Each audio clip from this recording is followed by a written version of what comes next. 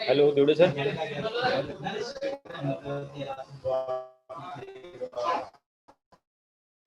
Hello.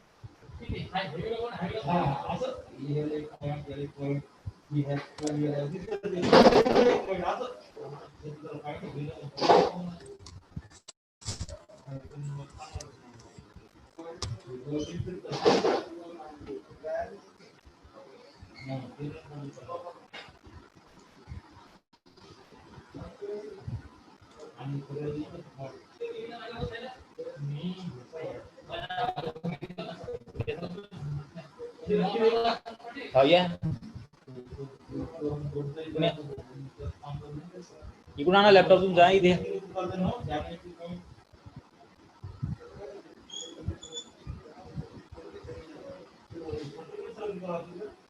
वावळ sir final झालं की slide share होती की नाही बघून घ्या.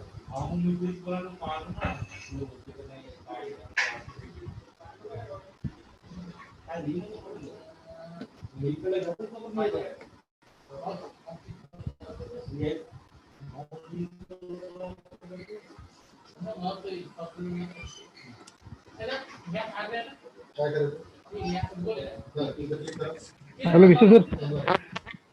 हा बोलू सर. हा ते तुम्ही थोडस समोर ठेवू शकत नाही का?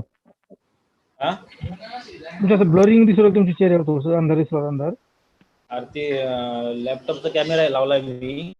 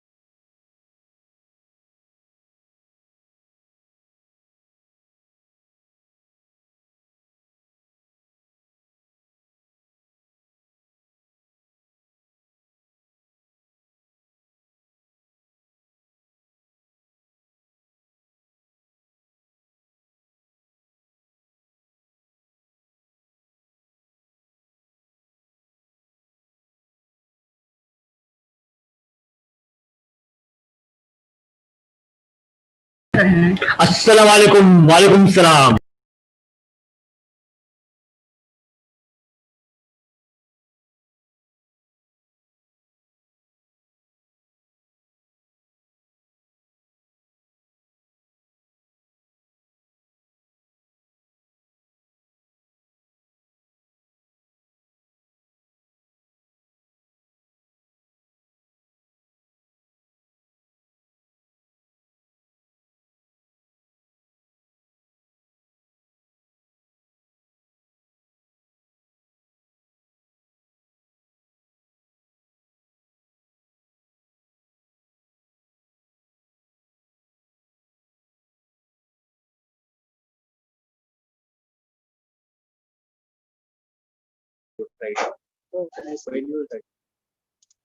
एवढं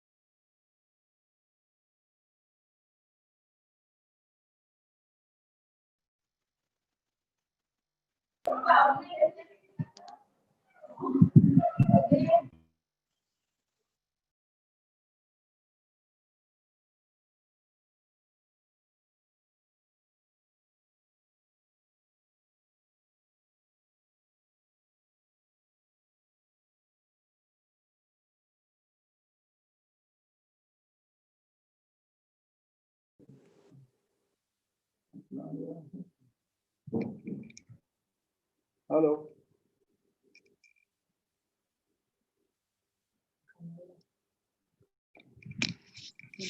हॅलो सर.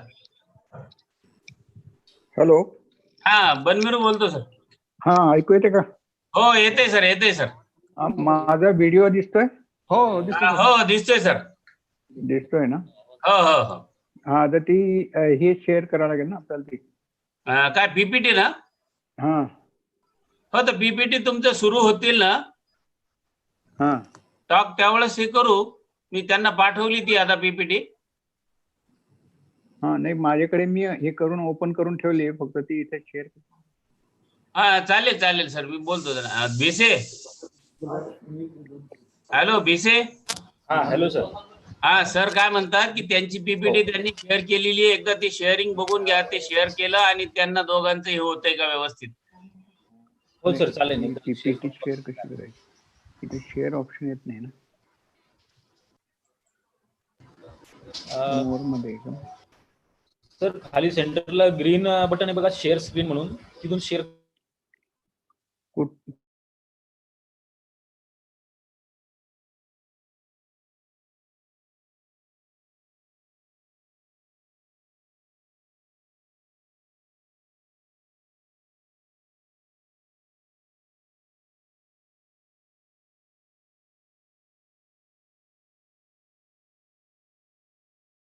स्क्रीन म्हणून तिथून शेअर. हा येऊन जाते.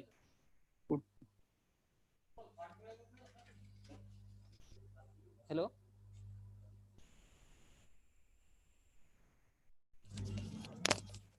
हा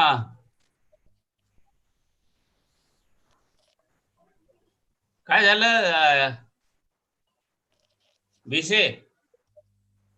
हॅलो. हा काय झालं म्हणलं? काय अडचण आहे? नाही नाही सरांना फक्त ते शेअर करायची ना. हो हो. तर हॅलो सर. हॅलो. हा सरांना हॅलो. विद्यासागर सर. काय झालं भिसे? हॅलो. हॅलो. हा काय झालं हॅलो. म्हणलं? काय अडचण आहे? नाही नाही सरांना फक्त हॅलो. ते शेअर करायची. हो हो. तर वेळ किती 11 वाजेची आहे का? हो 11 वाजेचे. हॅलो. हॅलो. हॅलो. हा सर वेळ बोला 11 सर. वाजेची आहे का म्हटलं? हो वेळ 11ची आहे. हं? हो हो 11 वाजताची आहे. बर. Okay okay okay. Sir Vidyasagar sir, हा खाली बोला. एक स्क्रीन शेअर म्हणून एक ऑप्शन आहे, ग्रीन मध्ये खाली दिसतंय. पण कुठे माझ्याकडे दिसत नाही हो माझ्या याच्यावर. तुम्ही झूम वर ओपन केलंय सर? हो झूम ओपन केलंय ना. मग खाली participation, chart, screen share, record आणि रिॲक्शन असे 5 ऑप्शन आहेत. ते दिसत नाही मला कुठे. रेकॉर्ड आणि काय करायचं? मिळालं का सर? हो याचं काय करायचं? भिसे. Hello sir. हा भिसे आणि देवडे सर, जरा सरांचं त्यांच्या याच्यावर स्क्रीनवर ते ऑप्शन दिसत नाही म्हणे, स्क्रीन शेअर. ते स्क्रीनवर टच केलं दिसत. हा काय म्हणले? स्क्रीनवर टच केले ना. अरे त्यांचे स्लाइड्स ज्या बघायचे दाखवायचे त्यांना, त्याच्याकरता. मीटिंग सेटिंग बघू का? ह्याच्यात आहे का? Show non video participants gallery time close computer नाहीच आहे. केतनचं आहे का? केतन हॅलो. हा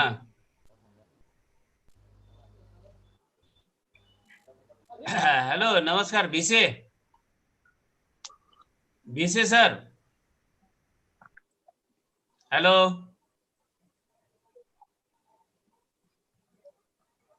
देवडे, भिसे आणि सौरभ. हॅलो. शेअर ऑप्शन येत नाही याच्यात. शेअर ऑप्शन येत नाही मला.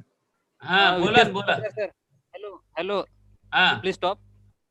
सागर सर. हॅलो. हा बोला ना, बोला. तेवढे येते आवाज. सरांना कुठे म्हणा स्क्रीनवर क्लिक केल्याच्या नंतर आता ऑटोमॅटिकली आता कुठलं म्हणजे आता मी आवाज येत ओपन नाही करून बरोबर. ठेवली आहे. आवाज तुमचा मोठा करा आवाज. तेवढे आता आवाज येत नाही. तो इथे याच्यावर ना, सर त्यांचं म्हणणं आहे की आता स्क्रीनला याच्यावरच मी टच ओपन करून ठेवली पीपीटी. हॅलो. ती आपल्याला विद्यासागर झूम सर. मध्ये हॅलो. शेअर करायची ना. हो का? वेबिनार नावाचं फोल्डर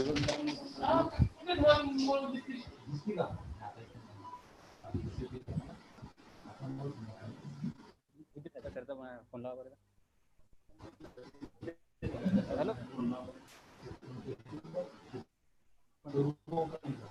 हॅलो.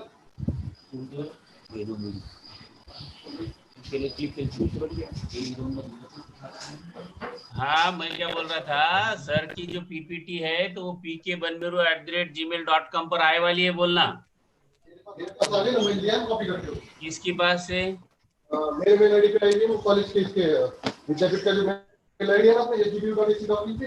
हाँ. तो फिर एक काम करो, वो डाउनलोड कर लो और वो शेयर करके देखो. एक आधी बार सर की शेयर नहीं हुई तो वो बताने को काम आएगी करके वहां से. एक मिनट करें वो वही करें डाउनलोड करके गूगल ड्राइव डाल करके सर. और तो फिर एक काम करो, उनको वापस वो शेयर करके बताओ. वहां से एक पीपीटी देवड़े का आवाज नहीं आ रहा बरोबर. देवड़े का है? देवढे सर इथेच आहे. हाँ देवड़े. हे पीपीटी शेअर करून सरांना दाखवा. सरांच्या याच्यावर स्क्रीन शेअरिंग येत नाहीये त्यांच्या याच्यावर. त्यांच्या याच्यावर स्क्रीन शेअरिंग येत नाही म्हणून ते एकदा दाखवा आणि सरांना कोपऱ्यात दिसत टीव्ही बघा. आणि त्याच्यानंतर स्टुडंटची सर सुद्धा जॉईन झाले. त्या सर्वांचं वेलकम करा. वेलकम करत जा. पाच जा कोण कोण जॉईन झाले त्यांना. आणि हे गेस्ट बोलत जा ना तुम्ही सर वेलकम म्हणून. ते सर्वजण एकाच ठिकाणी बसले तुम्ही. ही जण तुम्ही वेगळ्या व्यवस्थित. म्हणून ते सकाळपासून फोन करू लागलो तर कोणी 10 वाजेपर्यंत फोनच केले नाही. सर्व आरामशीर चालले. त्यामुळे ह्या अडचणी काय करतात सर्व आपल्याकडे कॉन्टॅक्ट होत असतात. हॅलो. हो हो काय केले. हा ती करा बरं पटकन. वेळ व्हायला ना 11 शाळा सुरू करा. डॉक्टर साहेबांना बोलावलं का? त्यांना एक कोटी घ्यायचं लगेच म्हणजे वेलकम करा सर्वांचं. आणि त्या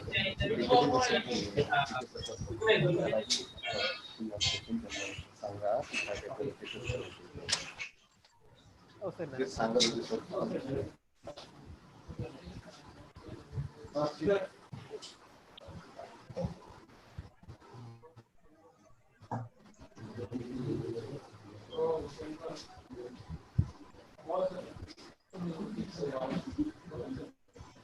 हा सर.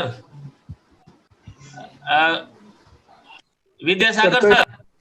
हा आम्ही ट्राय करतोय. एकच मिनिट.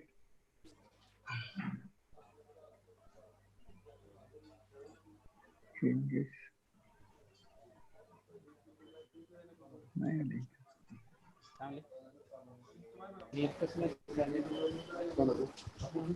कोणाचंच चालला नाही. एक आता एक मला सांगतो याला ठिकाणी जाम आहे. तेवढे sir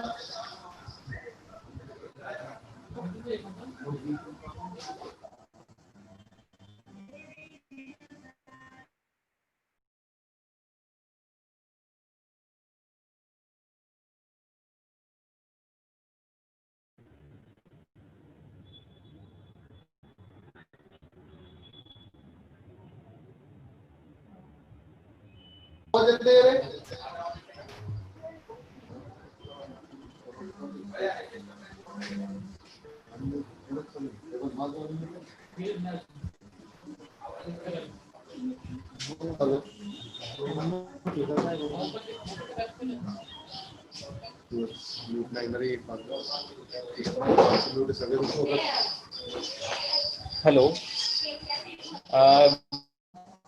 Good morning to all of.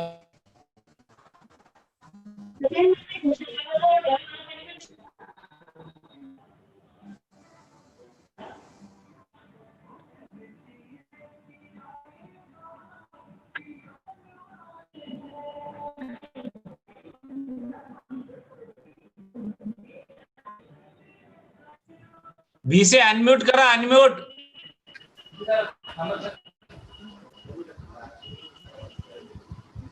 Suryavanshi सरांचा आवाज क्लिअर होत नाही.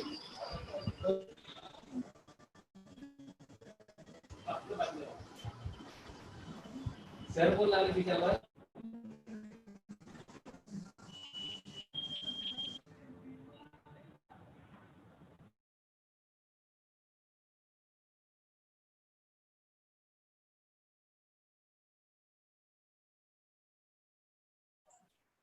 Suryavanshi sir, hello. हा सर. हा, सूर्यवंशी सरांना म्हणा आवाज येत नाही तुमचा.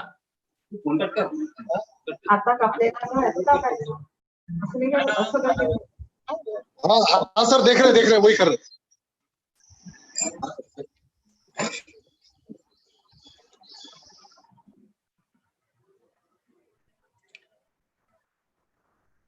हा भिसे. हा येस सर. हा म्हणलं वेलकम वगैरे करा दोघांना, आणि सरांना त्यांना काय प्रॉब्लेम असेल तर ते एकदा सॉल्व्ह करून घ्या. सरांचा बी त्यांचा साऊंड येत नाही सूर्यवंशी सरांचा. काय आहे सर. जरा मग ऑनलाईन घ्या. त्यामुळे एक अर्धा तास अगोदर पासून साऱ्या गोष्टी कराव्या असे आपण हे करत होतो, पण ते हे झालं नाही. तुम्ही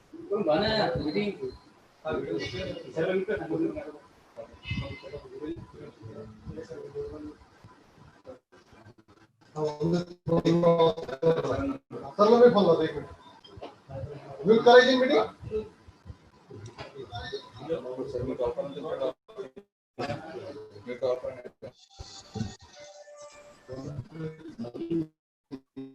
हॅलो.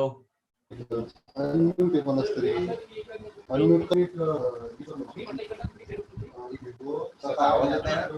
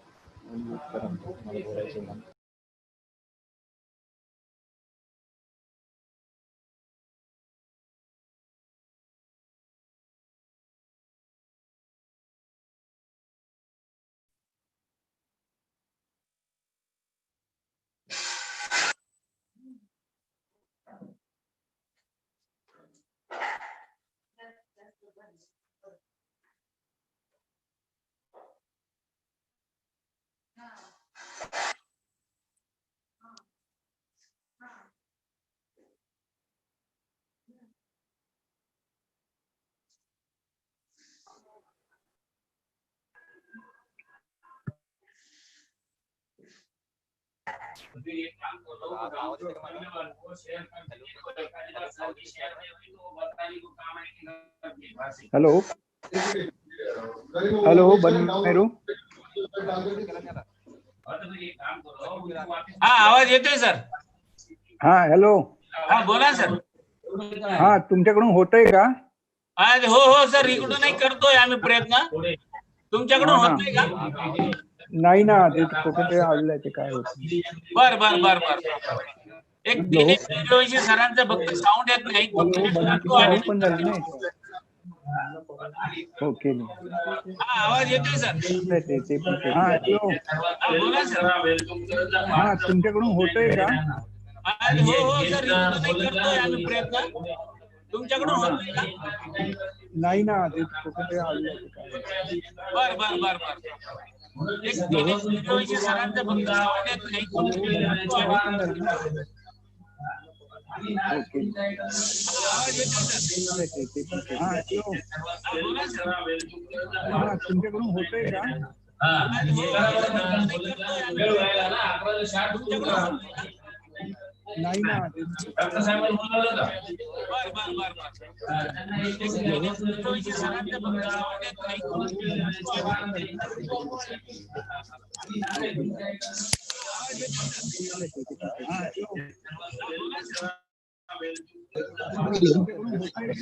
हा हॅलो. Hello hello. डॉक्टर साहेबांनी बोलावलं का? हॅलो.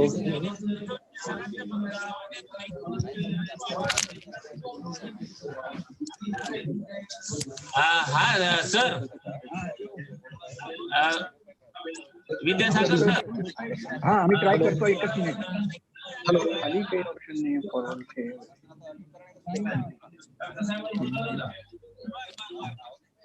हॅलो. ते करून करा ना त्यांना.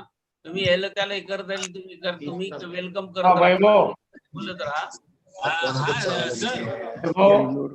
हा येतोय सर आवाज. Hello hello. हा सूर्यवंशी सर येतोय आवाज. येतोय आता. आवाज येतोय. ओके ओके हा okay forward. Okay okay. Hello. ते करून करा ना त्यांना. तुम्ही यायला त्याला करता येईल, तुम्ही वेलकम हा करत वैभव चालू ठेवा. हा येतोय सर आवाज. Hello hello. हा सूर्यवंशी सर येतोय आता. आवाज येतोय. हा ओके. आणि कॅमेरा सर्व बस बस. Thank you sir. संध्याकाळी वेळ काढा नाही बोलू. हॅलो. तुम्ही फ्री झाले 5:30 शेअर करके देखो. आपल्याला म्यूट करायचं असतं तर समजा आणि आपला आवाज जाऊ शकतो तिथूनच. Okay. Good morning to all of.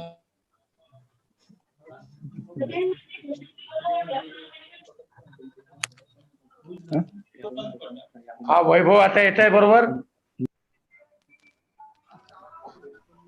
Hello. वैभव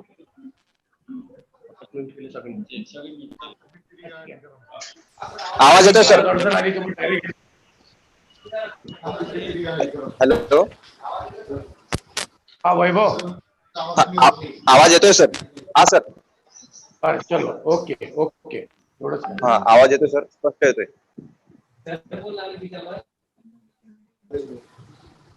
होतंय का तुमच्याकडनं? पीपीटी सरांची एकदा बघा. पीपीटीचं बघा पुढचे. पीपीटी झाली का शेअर? पीपीटी शेअर झाली का सर?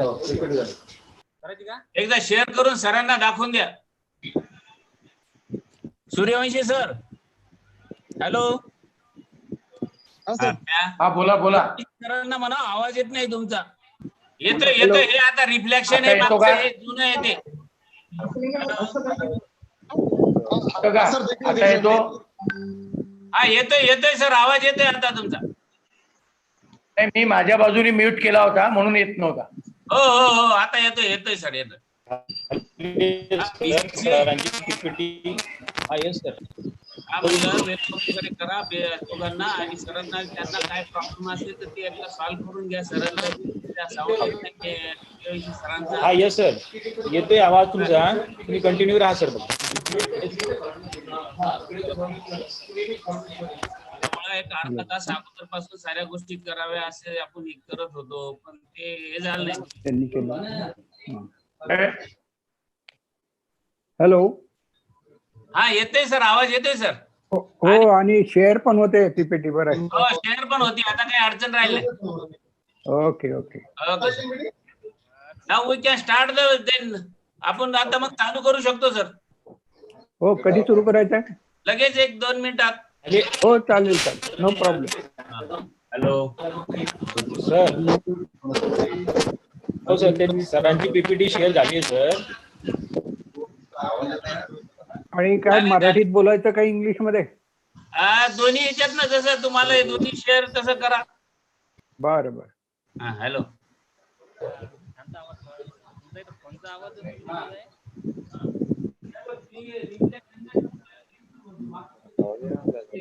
नाही तर मग ते तुमचा फोन पण येत आहे, तुमच्या मोबाईल मध्ये म्हणून येतो आवाज.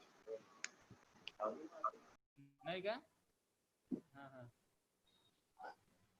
हा तर सध्या थोडा कॉल बंद करून समजा याच्यावरती मेसेज वगैरे किंवा व्हिडिओ कॉलिंग वरती बोलणं सुरू करा.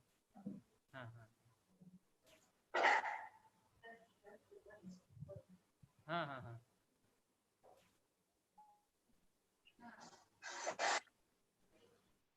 हो सांगतो सरांना. हो. हो हो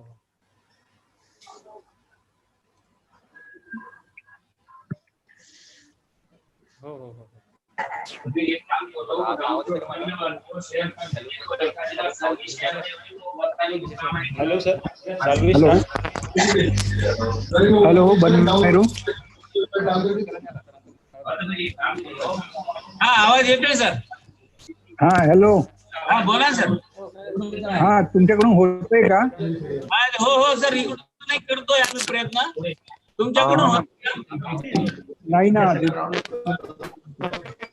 बर बर बर बर. हेलो सगळ्यांचं फक्त पाहून येत नाही. हा वैभव. हा, आवाज येतोय सर. बोला बोला सर. आवाज आवाज येतोय सर, बोला. दिनेश बोलतो, आवाज येतो. हा सर, आवाज येतोय, येतोय आवाज. तुमच्याकडून होत का? हॅलो, नाही ना ठीक आहे ठीक. आवाज येतोय सर, येतोय आवाज. सगळ्यांचं फक्त पाहून येत नाही.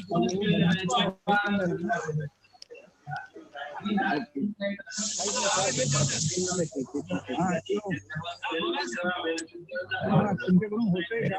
Hello hello hello stop don't talk नाही ना hello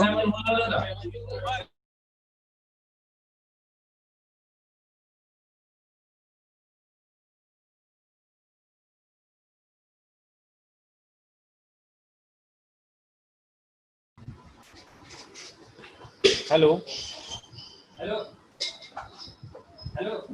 I request all the participants, please mute your audio so we can start our webinar.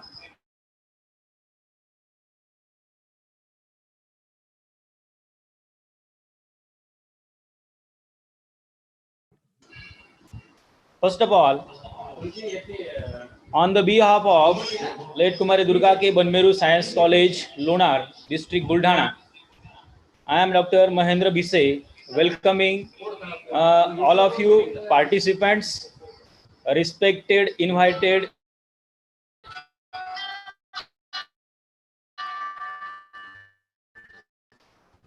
dignitaries,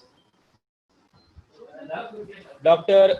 Suryavanshi sir, Dr. Pandit Vidyasagar sir, Principal, Dr. Prakash Banmeru sir, and Dr. Santosh Banmeru sir, ex-secretary, Amrut Seva Sanstha Parvani. Again, I welcome one and all in today's webinar on challenges in higher education due to impact of COVID-19.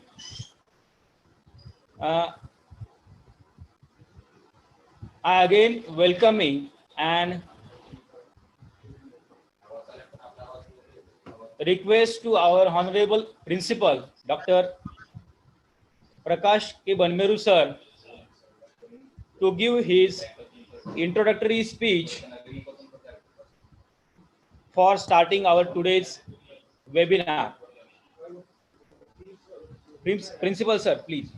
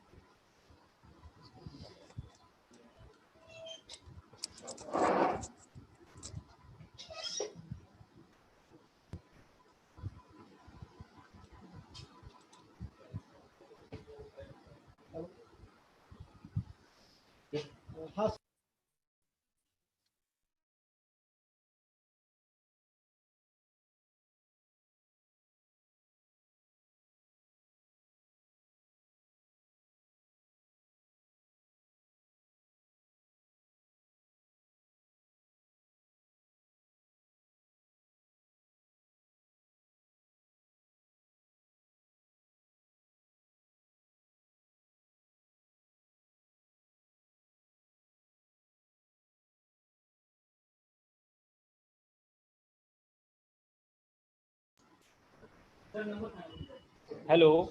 हा येतोय का आवाज I येतोय? request our yes, येतोय sir. So हा ठीक आहे ठीक. सर तुम्ही आता इंट्रोडक्शन कराल. So I again request to our honorable principal, Dr. Prakash Banmeru sir, to give his introductory speech. संत गाडगे बाबा अमरावती विद्यापीठ क्षेत्रातील बुलढाणा जिल्ह्यामधील लोणार तालुक्यातील एकमेव ग्रामीण भागातील कैलासवासी कुमारी दुर्गा बनमेरू विज्ञान महाविद्यालय लोणार येथे मागील जवळपास 20 वर्षापासून कार्यरत असून या महाविद्यालयामुळे लोणार तालुक्यातील मुलींना उच्च शिक्षणासाठी दारे खुली झाली. आज मिताईला विद्यार्थी संख्या जवळपास 300 असून मागील 2 वर्षापासून लोणार हे जगप्रसिद्ध लोणार सरोवरामुळे सर्वत्र प्रसिद्धी मिळालेले असून येथे अद्यावत MTDC चे केंद्र आहे. त्यामुळे महाविद्यालयाने बिहोकच्या माध्यमातून टुरिझम अँड हॉस्पिटॅलिटी मॅनेजमेंट हा UGC मान्यता प्राप्त कोर्स सुरू केलेला आहे. हे महाविद्यालय एक लहानशा रोपट्यातून वृक्षात रूपांतर करण्यासाठी अमृत सेवाभावी संस्थेच्या सर्व सदस्यांनी अहोरात्र मेहनत करून पुढे आणलेले आहे. एवढेच नव्हे तर संस्थेचे इतर शाखेतील मुलींच्या उच्च शिक्षणासाठी एक लोणार तालुक्यात कला वाणिज्य विज्ञान महिला महाविद्यालय मागील वर्षापासून स्थापन केलेले आहे. लोणार शहर हे अमरावती विभागातील एका टोकाला सर्वात दूर असलेले ठिकाण असून संपूर्ण ग्रामीण भाग उच्च शैक्षणिक दृष्टीने मागास समजलेल्या तालुक्यात सुविधाचा अभाव असलेल्या क्षेत्रात विज्ञान सारखी शाखा काढून गोरगरीब मुलांना व मुलींना उच्च शिक्षणासाठी नवीन गोष्टीची उपलब्ध करून देण्याचे काम हे महाविद्यालय सतत करीत आहे. महाविद्यालय दरवर्षी लोणार विज्ञान महोत्सवाचे आयोजन करीत असते. लेख माझी लाडकी यासारखे उपक्रमही आयोजित करीत असते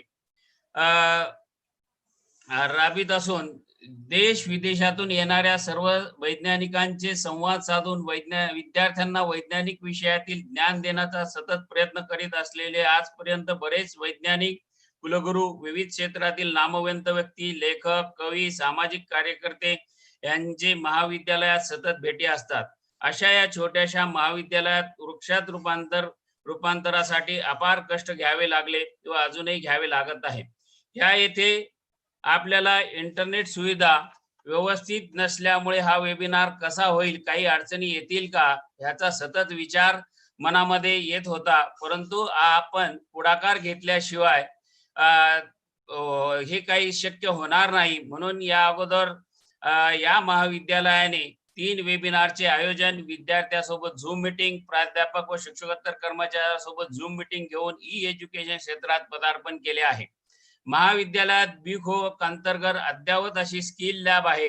संगणक विभागात जवळपास 50 कॉम्प्युटर असून MSc कॉम्प्युटर सायन्स हा पदवीधर विषय चालू आहे. अशा या महाविद्यालयात आयोजित राष्ट्रीय स्तरावरील webinar challenges in higher education due to the COVID या विषयावर आज आयोजन करताना मला फार आनंद होत आहे. या प्रसंगी उपस्थित असलेले मान्यवर संत गाडगेबाबा अमरावती विद्यापीठाचे मॅनेजमेंट काउन्सिलचे member doctor Suryavanshi sir,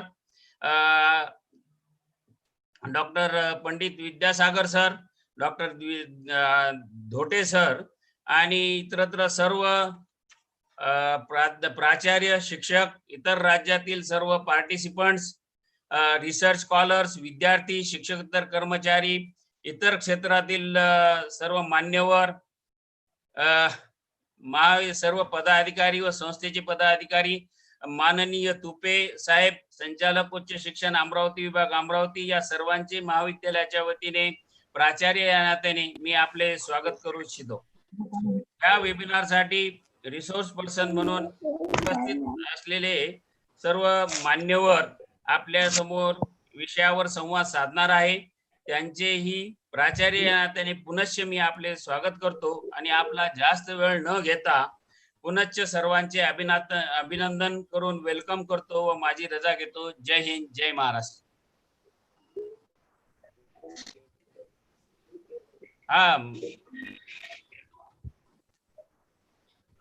Hello. For giving a very introductory speech.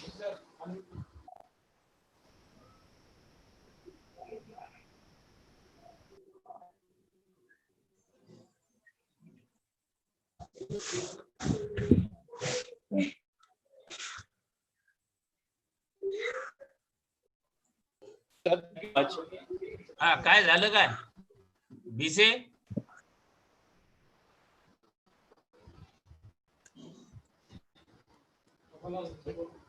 Thank you, sir. Thank you so much for introducing today's webinar, for introducing today's event. I further uh, request to Dr. Santosh K. Banmeru, sir, एक secretary, Amrut Sevaभावी Samstha Parbhani, to give his message for today's program. Dr. Santosh Banmeru, sir, please give. Okay विद्या की देवता माँ सरस्वती तथा कैलाशवासी कुमारी दुर्गा बनमेरु, राष्ट्र संत संत गाडगे महाराज तथा रैयती के राजा छत्रपति शिवाजी महाराज, इन सभी को मेरा शत शत प्रणाम। वैसे ही आज के एक दिवसीय नेशनल वेबिनार सेमिनार के उद्घाटक doctor Dinesh Suryavanshi sir, management council member of Sant Gadgebaba Amravati डेविड Amravati, resource person doctor Pandit Vidyasagar sir ji, ex vice chancellor Swami Ramanand Tirth विद्यापीठ Nanded, another resource person doctor Deepak Dhote sir ji, senate member of Sant Gadgebaba Amravati विद्यापीठ Amravati, principal of Brijlal Biyani college Amravati, इन सभी मान्यवरों का मैं तहे दिल से शुक्रगुजार हूँ। इस एक दिवसीय challenge in higher education due to कोविड-19 इस सेमिनार मेरी ओर से शुभेच्छा प्रदान करता हूँ और मेरे दो शब्द समाप्त करता हूँ। जय हिंद, जय Maharashtra.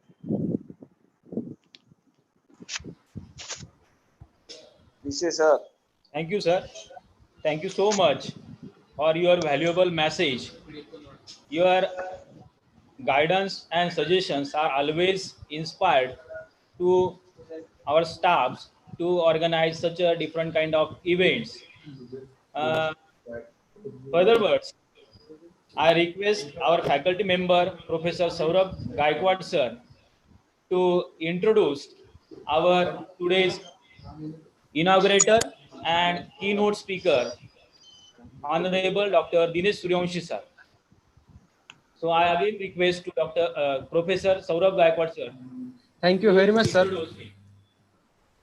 Thank you very much, sir, for giving me opportunity to introduce such a dynamic person, Honorable Professor Dinesh Suryavanshi, sir. He is Management Council member of Sant Gadge Baba Amravati University, Amravati, and he is Chancellor nominee of Management Council. We will see his contribution in Sant Gadge Baba Amravati University. He was member of Senate between 1995 to 2007. He is working as a member of Management Council from 2017. He was Director of Student Welfare. He was also University Coordinator of NSS. He was Chairman of Sant Gadge Baba Amravati University Student Counseling and Career Development Center. He was Secretary of Scheme Drafting University Scholarship to Students pursuing research and postdoctoral research on merit basis. He is recently working on Finance and Account Committee, Buildings and Works Committee, Officer Selection Committee, Grievance Committee, CSR Development Committee. Now we will see responsibility he shares with Maharashtra government. He is working as Executive Council member of Maharashtra State Innovation Council. He was member State Level Mudra Loan Committee. He was coordinator of Committee for Implementation of ICT in Higher Education in the state of Maharashtra. He was member for implementation of National CET for Engineering Admission appointed by Technical Department of Maharashtra. We will see his memberships. He is member of American Association of Physics Teacher. He is also member of Amravati Chamber of Committee and Industries. He is member of Regional Association for Marketing and Advertising, Pune. He had done interaction with Bharat Ratna late Dr. APJ Abdul Kalam sir on participation of youth in rural development. He had interacted with Padma Bhushan Dr. Raghunath Mashalkar sir on research and development activities in colleges and universities. He had also interacted with IS Kiran Bedi on participation of women in the development of nation. He had also done interaction with Sri Shiv Khera on role of motivation in creativity and individual development. We will see social responsibility of teacher. He is president of Satpura Shikshan and Prashikshan Prasarak Mandal, a NGO field of overall development of youth. Runs various activities like counseling on career, life goal, psychosomatic solutions, financial assistance to needy students and youth. He had shared a stage with Bharat Ratna Dr. APJ Abdul Kalam, Padma Bhushan Dr. Raghunath Mashilkar, IS Kiran Bedi, Sri Shiv Khera, Sri Vittal Kamath in the events like Ignited Minds, Pratibha Sangam, and Career Vision organized by him. He had arranged open seminar on employment generation through the project Mihan. 30,000 plus students and youth participate in this seminar, and dynamic leader Nitin Gadkari ji made presentation on the project. Educational responsibility as a teacher. He had established higher education institute in tribal remote areas in order to initiate the process of to widen the sphere of education by keeping in mind the importance of research and development activities in educational complex. He has established an institute for postgraduate studies and research, established a night college for UG students. Those are deprived from mainstream educational process due to early age responsibility of family arise out of extraordinary circumstances. Now we will see his responsibility in Bharatiya Janata Party. He was General Secretary of Bharatiya Janata Yuva Morcha Maharashtra from 1992 to 2003 and President of Amravati District. He is General Secretary of BJP Amravati District. He was State Vice President in Kisan Morcha. We will see other responsibilities. He had shouldered a responsibility of in-charge principal at Arts, Commerce and Science College, Amravati. He has a huge teaching experience of 24 years and he currently working as a professor at HGBU Amravati. He was member of subject expert committee for physics in Amravati University. He was member of career oriented colleges for Miha. He was member of local inspection committee for affiliated colleges. He had organized seminar and symposium on reconstruction of syllabus curriculum to generate skilled manpower to cater the need of nation for mission 2020. Thank you very much. Thank you, sir. Bisha sir, over to you. Thank you, sir. Thank you for a wonderful introducing to our today's inaugurator. Now I request to today's inaugurator, Honorable Dr. Dinesh Suryavanshi sir. He is the Chancellor nominee on Management Council of Gadge Baba Amravati University, Amravati. Sir, please kindly inaugurate the today's webinar with your keynote address.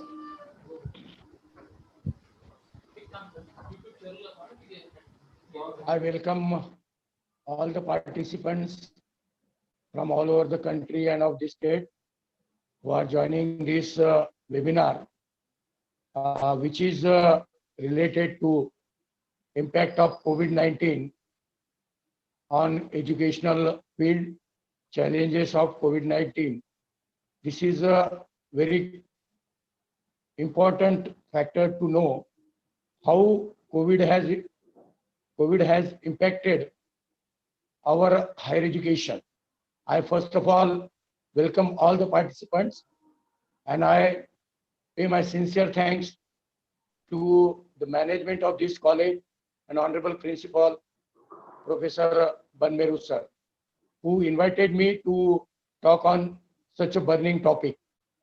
Again, I will pay my sincere thanks to my colleagues who introduced myself to this management, and they made a very good introduction of my journey in this seminar. Also, I pay my sincere thanks to Sant Gadge Baba Amravati University, because of which I am here to speak with you all people, and I am very much thankful to my university, Sant Gadge Baba Amravati University. I see so many people from outside the university area, also from outside the state, and also from outside the country. So it will be very proper to introduce my university first. My university is named after a great son, great son Sant Gadge Baba, who is a great social reformer, and also who was after education for poor, education for deprived ones, educations for those who are not in the mainstream of education. So he is a very inspiring source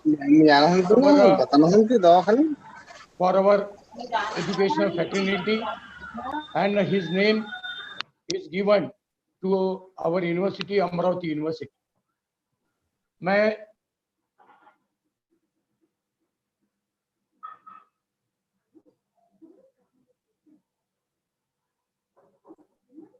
sir unmute करा आवाज येत नाही.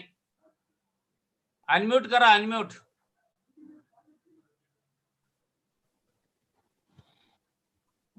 आता येतोय? आता येतोय? Hello. हा येतोय सर. हा,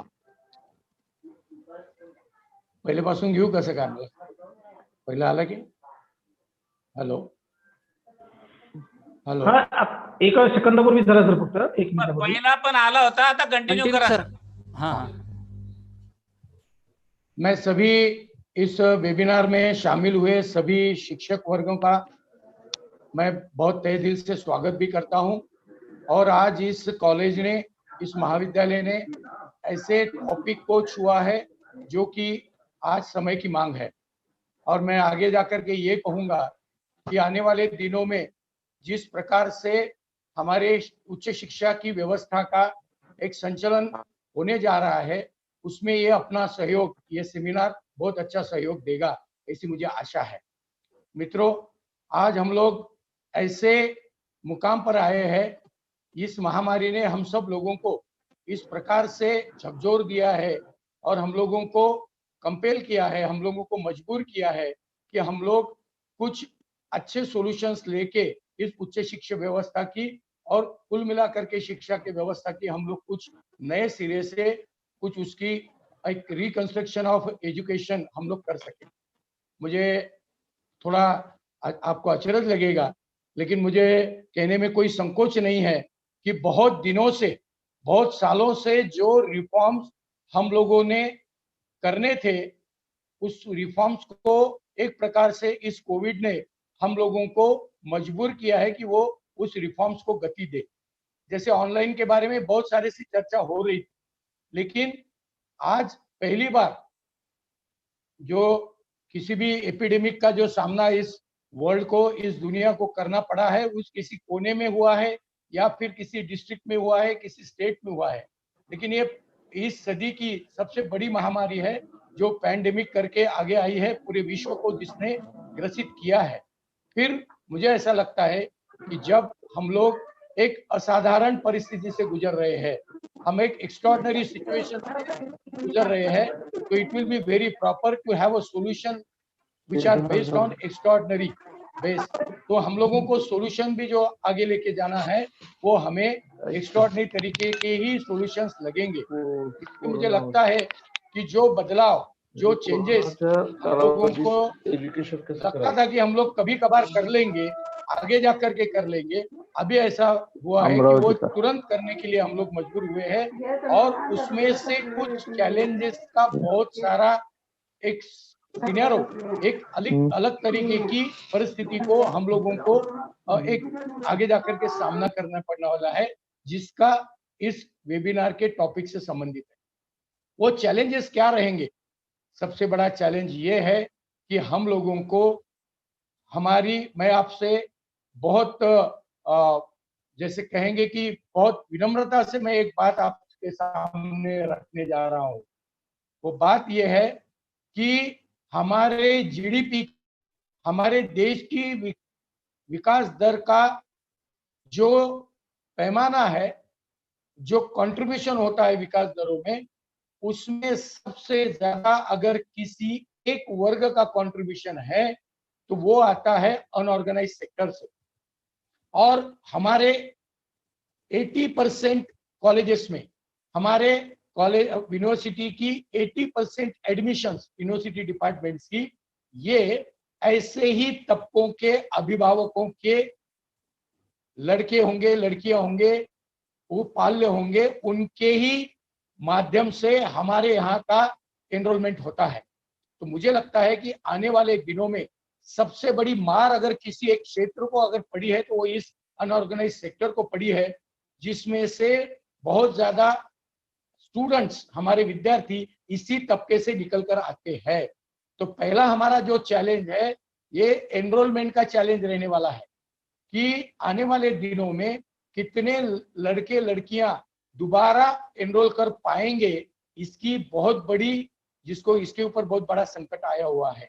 तो मुझे ऐसा लगता है कि enrolment of a student in a new environment for a new year courses, ये एक बड़ा चैलेंज आने वाले दिनों में रहने वाला है। ड्रॉप आउट्स की समस्या बहुत बड़ी बढ़ने वाली है।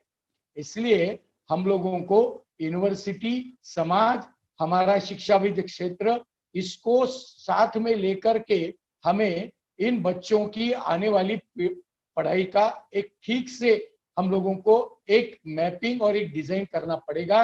और इसमें कोई एक क्षेत्र की हिस्सेदारी नहीं रहेगी, सभी क्षेत्रों की हिस्सेदारी लेने वाली है, जिसमें मैनेजमेंट ऑफ कॉलेजेस, हम खुद शिक्षा के क्षेत्र में काम करने वाले हम शिक्षक, नॉन टीचिंग, यूनिवर्सिटीज, गवर्नमेंट, इन सब का बहुत बड़ा रोल लेने वाला है। मैंने जैसे कि कहा, बहुत बड़ी चर्चा हो रही है कि now we are shifting towards online education, now we are shifting towards the online education, ऐसा कहा जा रहा है। और कुछ मात्रा में वो सही भी होगा शायद, लेकिन हम लोग ये भूल रहे हैं कि इस देश में 45% of the total population is accessible to internet services. अभी भी 55% पॉपुलेशन को अभी भी इंटरनेट की ठीक से सुविधा नहीं मिल रही है, फेयर सुविधा नहीं मिल रही है। इसका हम लोगों को हमारे आने वाले मोड ऑफ एजुकेशन के बारे में जब हम लोग चर्चा करेंगे, उसको कहीं सामने लेके जाएंगे, तो इसकी एक बहुत बड़ी हम लोगों को एक चर्चा करनी पड़ेगी, चिंता भी करनी पड़ेगी। तो मुझे ऐसा लगता है, और आज तक हम लोग क्या देख रहे थे, ई टीचिंग हम लोग अभी भी जो कर रहे हैं, और मैं आपको बहुत सम्मान पूर्वक एक बात को ध्यान में लाकर देना चाहता हूं कि आने वाले दिनों में, आज तक देखिए वेबिनार्स हुए, सेमिनार्स हुए, फैकल्टी डेवलपमेंट प्रोग्राम्स हुए, जो ऑनलाइन जैसे हम लोग अभी बात कर रहे हैं उसी मोड से, फिर जूम से हो, वेबएक्स से हो, ऐसा चल रहा है। लेकिन आप देखेंगे विद्यार्थियों को मार्गदर्शन के लिए बहुत सारे इंस्टीट्यूट्स ने कम एक्टिविटीज किए, कुछ किए हैं, लेकिन उसकी मात्रा, उसका प्रोपोर्शनेट, उसकी संख्या बहुत ही कम है। मुझे आपसे ये कहना है कि ई टीचिंग तो हम लोग कर रहे हैं, वर्चुअल क्लासेस का एक अपना मर्यादित स्वरूप हम लोगों को ध्यान में आया है। इस माध्यम से आज टीचर्स वर्चुअल मोड पे जाने के लिए पहले कतराते थे, जो बातें हम लोगों को डिस्ट्रप्शन लग रही थी, नाउ वो हम लोगों को फ्रेंडली लग रही है। पहले हम लोगों को जिन व्यवस्थाओं का, जिन जरियों का, जिन माध्यमों का हम लोगों को थोड़ा सा हिचकिच पैदा हो रही थी, जिनके बारे में, वो अब हमारे जीवन का, शिक्षा जीवन का हिस्सा बनने जा रही है, हिस्सा बन गई है। मैं आपको एक बहुत विनम्रता से बोल दूं कि ई टीचिंग से काम नहीं चलेगा, ई कंटेंट को भी हम लोगों को डेवलप करना पड़ेगा और स्टडी मटेरियल ऑनलाइन हम लोगों को कर देना पड़ेगा अवेलेबल। ये भी चैलेंजेस हमारे सामने है। मुझे ऐसा लगता है कि शिक्षा के क्षेत्र में आने वाले दिनों में कोविड हट भी गया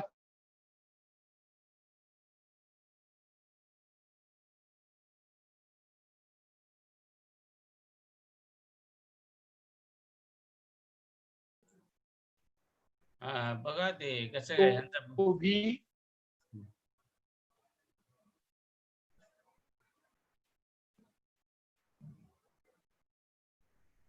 नेटचा प्रश्न आहे का? प्रॉब्लेम दिसतोय. काय कंटिन्यू कशामुळे होईना?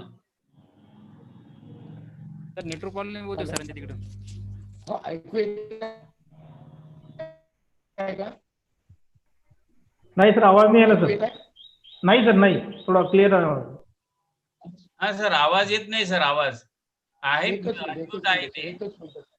एकच मिनिट सर. सर सरांच्या नेटचा प्रॉब्लेम आहे सर. सरांकडून कनेक्शन लूज आहे. हो सरांसोबतच बोला ना. होत आहे मी करतोय. स्क्रीन पण दिसत नाही सर.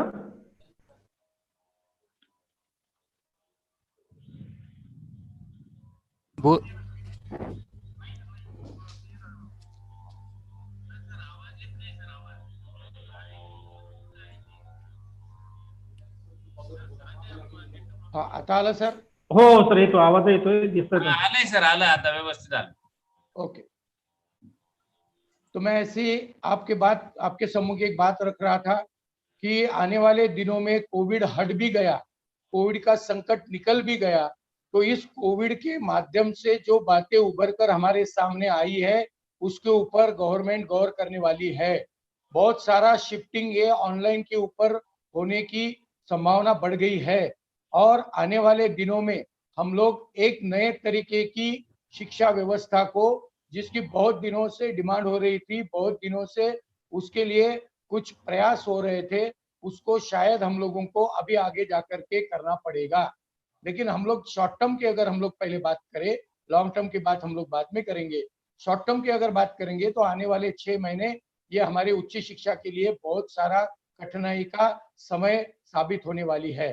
तो मुझे ऐसा लगता है कि आने वाले समय में हम शिक्षा के क्षेत्र में कार्यरत सभी टीचर्स, आज हमारे बीच में हमारे बहुत ही अच्छे शिक्षाविद और नांदेड़ यूनिवर्सिटी के माननीय कुलगुरु रहे पंडित विद्यासागर राव जी हमारे बीच में है। बहुत दिनों से इनको मैं जानता हूँ, एक दो बार मैं रूबरू हुआ हूँ जब ये पुणे यूनिवर्सिटी में बीसीडी डायरेक्टर और अन्य विविध पदों पर काम कर रहे थे, तब इनसे मैं मिला हूँ। आज मुझसे भी ज्यादा अच्छा नॉलेज रखने वाले माननीय पंडित विद्यासागर जी हमारे बीच में है। तो मैं इनके सामने, इनके सम्मुख भी मैं विचार जब रख रहा हूँ तो बहुत जिम्मेवारी से मैं ये बात कह रहा हूँ कि आने वाले समय में हम लोगों को बहुत एक अलग तरीके की व्यवस्था को हम लोगों को सामना करना पड़ेगा। शिक्षक, मैं आपसे एक आने वाले चैलेंजेस में एक बात करूंगा, जैसे कि शिक्षकों की मैं पहले तो परीक्षा और सिलेबस और टीचिंग मोड्स के बारे में बात करूंगा, फिर शिक्षक के ऊपर, शिक्षक के लिए जो कुछ बातें हैं इसके लिए मैं बात करूंगा। मुझे ऐसा लगता है कि आने वाले समय में हम लोग, दिसत आहे सर, ऐकू येत आहे सर? हो येत आहे. हाँ, तुम वारंवार डिस्टर्ब होता है इतने। तो आने वाले समय में हम लोगों को ये सब जो बातें हैं इसका हम लोगों को गौर करना पड़ेगा।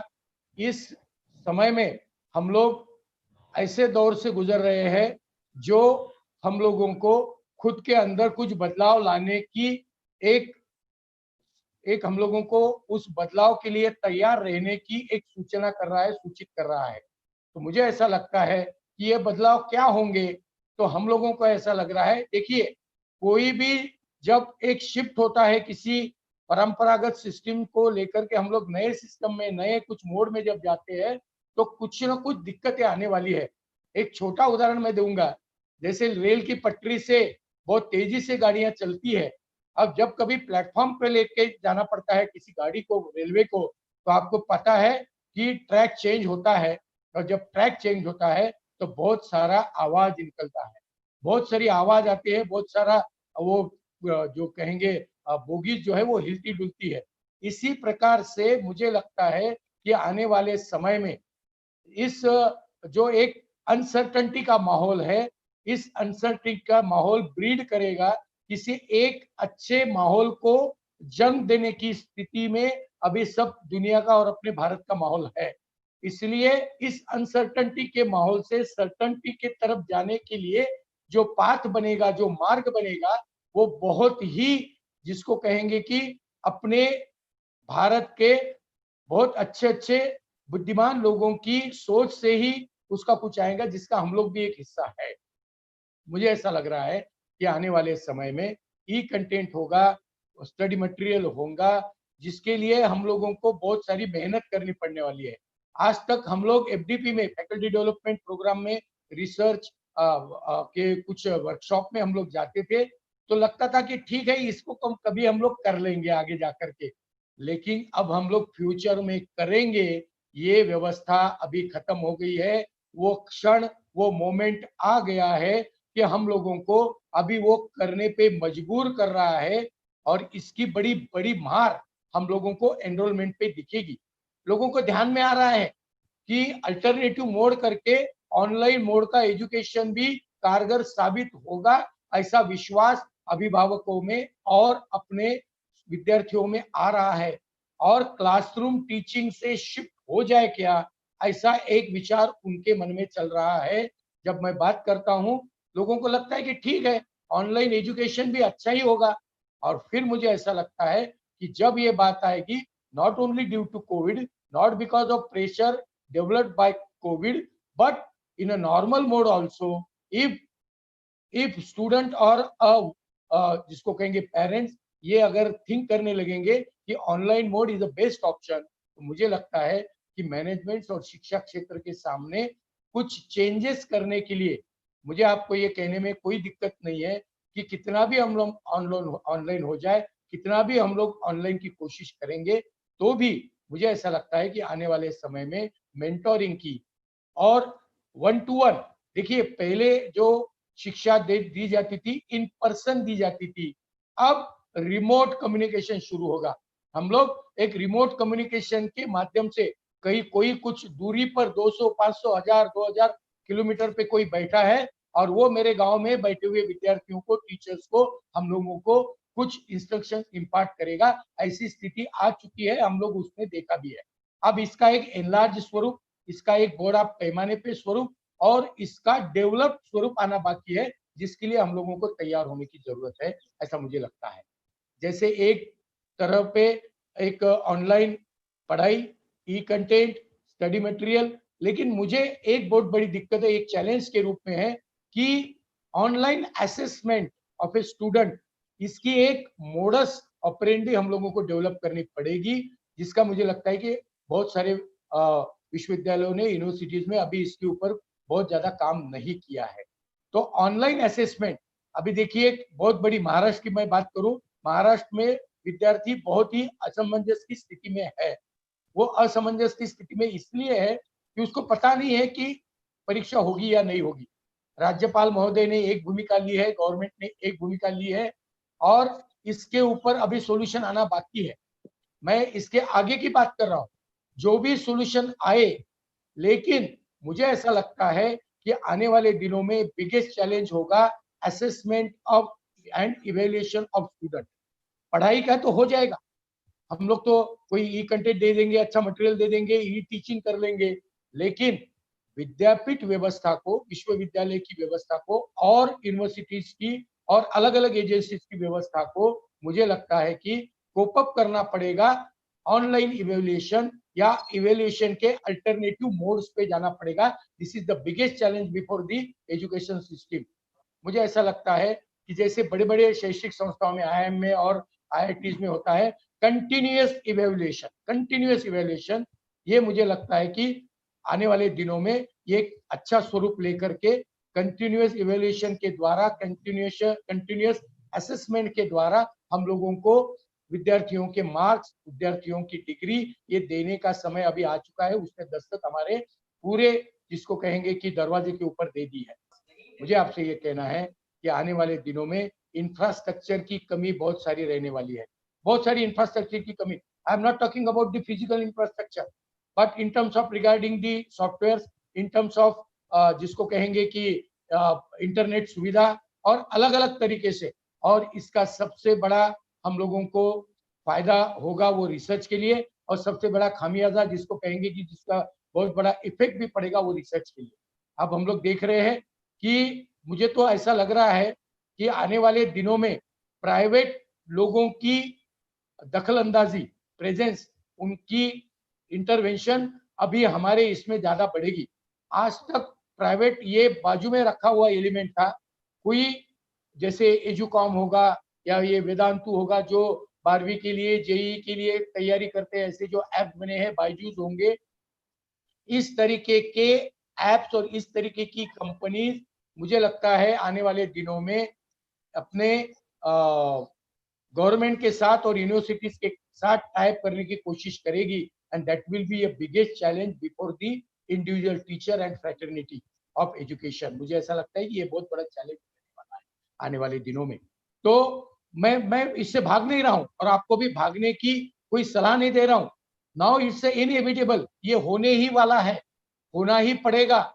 और इसके साथ कॉम्पीट करते करते मुझे लगता है कि शिक्षकों का अपना स्वयं का रोल, अपनी स्वयं की भूमिका को आने वाले दिनों में इस प्रकार की बदलती हुई परिस्थितियों में खुद को ढालने के लिए मजबूर कर रहा है। जो इस कंपटीशन में आएगा वही टिकेगा, जो सर्वाइवल ऑफ द फिटेस्ट हम सोशियोलॉजी में बोलते थे, आज भी सोशियोलॉजी में पढ़ाया जाता है। मुझे लगता है कि वो दिन अभी आ गया है, अपने घर के अंदर आ गया है, हमारे प्रोफेशन के अंदर आ गया है। उसने बड़ी दस्तक दी है कि आप अगर चेंज नहीं होंगे तो शायद आप मेन स्ट्रीम एजुकेशन से बाहर हो जाएंगे। और इसलिए मुझे लगता है कि आने वाले दिनों में ऐसे बनमेरू कॉलेज हो, ऐसे सैकड़ों कॉलेजों को, यूनिवर्सिटीज को आगे आकर के इनिशिएटिव्स लेने पड़ेंगे। Capacity building of a teacher is a biggest challenge before the जो कहेंगे हम लोग कोविड की एक महामारी के परिप्रेक्ष्य में आने वाले दिनों में capacity building and multi talented, multi level, multitasking तरीके का टीचर तैयार करने की हम लोगों के सामने बहुत बड़ी एक चैलेंज रहने वाली है। आज तक हम लोग हमारे सिलेबस के लिए एक जाने जाते थे या उसको उसके ही मर्यादा में हम लोग विचार करते थे, लेकिन अब हम लोगों को मल्टीटास्किंग और मल्टी लेवल थिंकिंग, इसके लिए भी हम लोगों को जागरूक होना पड़ेगा। इसलिए ये बिगेस्ट चैलेंज है कि capacity building of a teacher in a new scenario, मुझे लगता है कि ये बहुत बड़ी आने वाले समय में एक अपनी समस्या रहने वाली है। उसके लिए हम लोगों को कुछ करना पड़ेगा। मुझे लगता है कि इंफ्रास्ट्रक्चर के हिसाब से, अब देखिए मुझे ऐसा लग रहा है, मैं दूर की सोच रहा हूं, शायद आज मेरा विचार हास्यास्पद लगे, लोगों को लगेगा कि ऐसा नहीं होगा, लेकिन मुझे ऐसा लगता है कि गवर्नमेंट अपनी हिस्सेदारी हायर एजुकेशन में कम करेगी। और इसका दो तरीके से अप्रोच है। एक तो आप देख रहे हैं हमारी मार्च महीने की सैलरी को आधा किया गया, वो उसको हम लोग दिवाली में देंगे या आगे जाके देंगे, ऐसा बोला गया। अब मुझे आपको कहने में, और हम लोग इसका हिस्सा है, गवर्नमेंट हो या समाज हो, इसका हम लोग हिस्सा है, हम उससे कटे हुए नहीं है, हम लोग कोई स्पेशल नहीं है। इसलिए इसका हम लोगों को ठीक से विचार करना पड़ेगा कि गवर्नमेंट शायद आगे जाकर के हमको ये पर्याय देगी, एक अल्टरनेटिव देगी कि आधा रेवेन्यू आप जनरेट करो और आधा रेवेन्यू और आधा जो फाइनेंस है वो गवर्नमेंट करेगी। इस परिस्थिति को हम लोगों को दिमाग में लेकर के चलना पड़ेगा। आज की जो फेबुलस सैलरी हम लोगों को दिख रही है, उसने एक छोटा सा उदाहरण हमारे सामने पेश किया है कि आधी सैलरी हम लोगों की कट हो गई है। तो मुझे ऐसा लगता है कि जनरेशन ऑफ रेवेन्यू जनरेशन का एक बहुत बड़ा इफेक्टिव मॉडल हर स्तर पर, एक छोटा गांव हो या बड़ी यूनिवर्सिटी हो, प्रोफेशनल इंस्टीट्यूट्स हो या ट्रेडिशनल कोर्सेज देने वाला कॉलेज हो, इसके सामने ये एक बहुत बड़ा चैलेंज रहने वाला है। how to set up a revenue model from which we will meet out our expenses. हम लोग हमारे खर्चे को ठीक से चला सके, ये भी एक मॉडल हम लोगों को डेवलप करना पड़ेगा। और ये मॉडल कोई तीसरा करने वाला नहीं है, हम लोगों को ही इस मॉडल का विचार करने पड़ने वाला है, हम लोगों को ही इसकी ओर नजर देने की आवश्यकता है। हम लोग अगर आज 1 लाख रुपए पगार ले रहे हैं और कोई तनख्वाह ले रहे हैं, वेतन ले रहे हैं, तो हो सकता है कि आने वाले दिनों में सरकार कहेगी कि आपका 1 लाख ही रखो, लेकिन सरकार government will contribute 50,000, now 50,000 will be contributed by that particular institute or university। इस प्रकार की आने वाले समय में जो विदेशों में व्यवस्था है, ये बहुत बड़ा चैलेंज अपने सामने रहने वाला है। तो फिर मुझे ऐसा लगता है कि विदेशों की या फिर हमारे IITs और IIM की या फिर ऐसे यूनिवर्सिटीज की या इंस्टीट्यूट्स की हम लोगों को जानकारी लेने पड़ेगी जिसने सब खुद को सस्टेनेबल किया है on their own by revenue model. कुछ पैसे, और उसका एक सबसे बड़ा जरिया रहेगा रिसर्च, और हमारे समाज की जो अलग अलग जरूरतें हैं, उस जरूरतों को ठीक से समझ करके उन जरूरतों को पूरा करने की कोशिश हमारी व्यवस्था के माध्यम से। हमारा विद्यार्थी हमारी स्ट्रेंथ है, हमारा शिक्षक हमारी स्ट्रेंथ है, हमारा नॉन टीचिंग हमारी स्ट्रेंथ है, हमारा मैनेजमेंट हमारी स्ट्रेंथ है। Now it's a high time to utilize all the capabilities of these 4 stakeholders and convert it into wealth, convert it into अलग अलग तरीके से रेवेन्यू जनरेशन के लिए हम लोगों को जाना पड़ेगा। ऐसा मुझे आने वाले दिनों में जो एक चैलेंज दिख रहा है, उसके बारे में मैं आपको आगाह कर रहा हूँ, अलर्ट कर रहा हूँ। मुझे ऐसा लगता है कि आने वाले दिनों में हम लोगों को सरकार भी बहुत सीरियसली सोच रही है कि वन टाइम, देखिए हम लोग बार बार क्या बोल रहे हैं कि ऑनलाइन में हम लोगों को नेटवर्क की और कनेक्टिविटी की प्रॉब्लम आ रही है। मुझे लगता है सरकार को डिसीजन करने में और प्राइवेट पार्टनर्स को ला करके दूर दराज के आदिवासी क्षेत्र में हाई स्पीड कनेक्टिविटी देने में 24 घंटे भी नहीं लगेंगे। बहुत कम समय में ये लोग अपना जिसको कहेंगे लोगों को, अपने विद्यार्थियों को कनेक्ट करने के लिए हाई स्पीड कनेक्टिविटी एक रात में वो देने की कोशिश करेंगे और शायद उसमें वो सक्सेसफुल भी होंगे। फिर हम लोगों को बहाना बनाने में, हम लोगों को बहानेबाजी करने में कोई ऑप्शन नहीं रहेगा। मैं ऐसा नहीं कर रहा हूं कि कोई टीचर्स या कोई बहाने करते हैं, लेकिन पिछला अगर हम लोग रिकॉर्ड देखेंगे तो वी आर वेरी स्लगिश। मैं थोड़ा कठोर बोल रहा हूँ, बहुत थोड़ा मैं थोड़ा ज्यादा हार्ड बोल रहा हूँ कि आने वाले समय में हम लोगों को इन पैरामीटर्स का आधार लेने में कुछ जिसको कहेंगे कि संकोच होगा, क्योंकि सरकार बोलेगी अगर ऐसा है कि कनेक्टिविटी, मात्र कनेक्टिविटी देने से अगर बहुत सारे प्रॉब्लम हल हो जाते हैं और शिक्षा का एक नया स्वरूप ध्यान में आ रहा है और जो शायद कारगर भी है, इफेक्टिव भी है, तो मुझे लगता है कि सरकार को ऐसी सुविधा देने में बहुत ज्यादा हिचकिच नहीं रहेंगी, क्योंकि वो देख रहे हैं, वो तो कैलकुलेट करते हैं। हम लोगों को सबको मालूम है कि हमारे शिक्षकों की तरफ देखने का नजरिया क्या है। लोग बोलते हैं कि कम काम में ज्यादा पैसा लेने वाले बहुत ज्यादा कष्ट नहीं करते हैं और रिस्पॉन्सिबिलिटी ज्यादा नहीं है। ऐसा एक क्षेत्र अगर कौन सा है तो वो शिक्षकों का क्षेत्र है। ऐसा हमारे बारे में हम छोड़ दे तो बाकी सभी फील्ड में हमारे बारे में ऐसी चर्चा होती है। मुझे लगता है कि एक अल्टरनेटिव मॉडल रेवेन्यू जनरेशन का, और मैं तो बोलता हूं कि शायद न भी हो ऐसा तो भी alternative model of teaching, alternative model of revenue हम लोगों को डेवलप करने से हमारी ही संस्था फ्लरिश होगी, हमारी ही संस्था एनरिच होगी, हमारी ही संस्था अलग अलग माध्यमों से बहुत अच्छी तरीके से आगे जाके जिसको कहेंगे समाज में एक मुकाम लाने में एक कामयाब होगी। इसलिए इस प्रकार की भी दिक्कतों को हम लोगों को सोचना चाहिए। दूसरी एक बात मैं आपको कहूंगा कि बहुत सारे, जैसे मैंने कहा, असेसमेंट की नई टेक्निक्स, नए प्रोसेसेस, नए स्वरूप से लेकर के टीचिंग वगैरह के बारे में सबसे अगर बड़ी बात हम लोगों को कुछ ध्यान में आती है कि हम लोग ये सोच ले कि हम लोग एकेडमिक लीडर हैं, हम लोग एकेडमिक लीडर हैं। और एकेडमिक लीडर होते होते देखिए समाज में, पूरी दुनिया में 2 प्रोफेशन को बहुत ही सराहा गया है, जिसके बारे में आज भी लोग उसको पूछते हैं, उसके बारे में कि आज भी विश्वसनीयता उस बारे में बहुत ही ऊंचे दर्जे की है। वो दो ही प्रोफेशन है, एक है शिक्षक, दूसरा है डॉक्टर। ये हेल्थ में काम करने वाले लोग और एजुकेशन में काम करने वाले लोगों के बारे में समाज की धारणा बहुत ही ऊंचे स्तर की है। वो सब उसको ऑप्शन आ लगता रहे है थे कि वहां ये पे कुछ करने वाला है, आ रहे थे ये शिक्षक। और आज आप लोग देखेंगे शिक्षक का अगर हम लोग अर्थ देखेंगे तो मुझे ऐसा लगता है कि पिछले भी दिनों में, कुछ युगों में, कुछ शताब्दियों में, कुछ वर्षों में हम लोग अगर पीछे मुड़ के देखेंगे तो शिक्षक had played, the teacher had played a vital role in the development of nation. मैं बहुत बड़ी बात कर रहा हूं ऐसे आपको लगेगा, लेकिन आप देखिए उचित अवसरों पर एक अलग अलग, जिसको कहेंगे सिनेरियो में, अलग अलग युगों में शिक्षकों ने अपने हाथ में समाज की और देश की उसकी नींव रखी है, उसको आगे बढ़ाया है। और ये कोविड-19 का बहुत बड़ा चैलेंज ये भी चैलेंज दे रहा है कि whether we are merely we treated as a academic leader और we are social leader, we are a national leader. मुझे लगता है कि ये कोविड ने हमें अपॉर्चुनिटी दी है कि now we will enhance our role. We are not, I'm not talking shifting, I am talking about the enhancement our role. हमारा enhancement करना पड़ेगा from academic leader to a leader with all possibilities.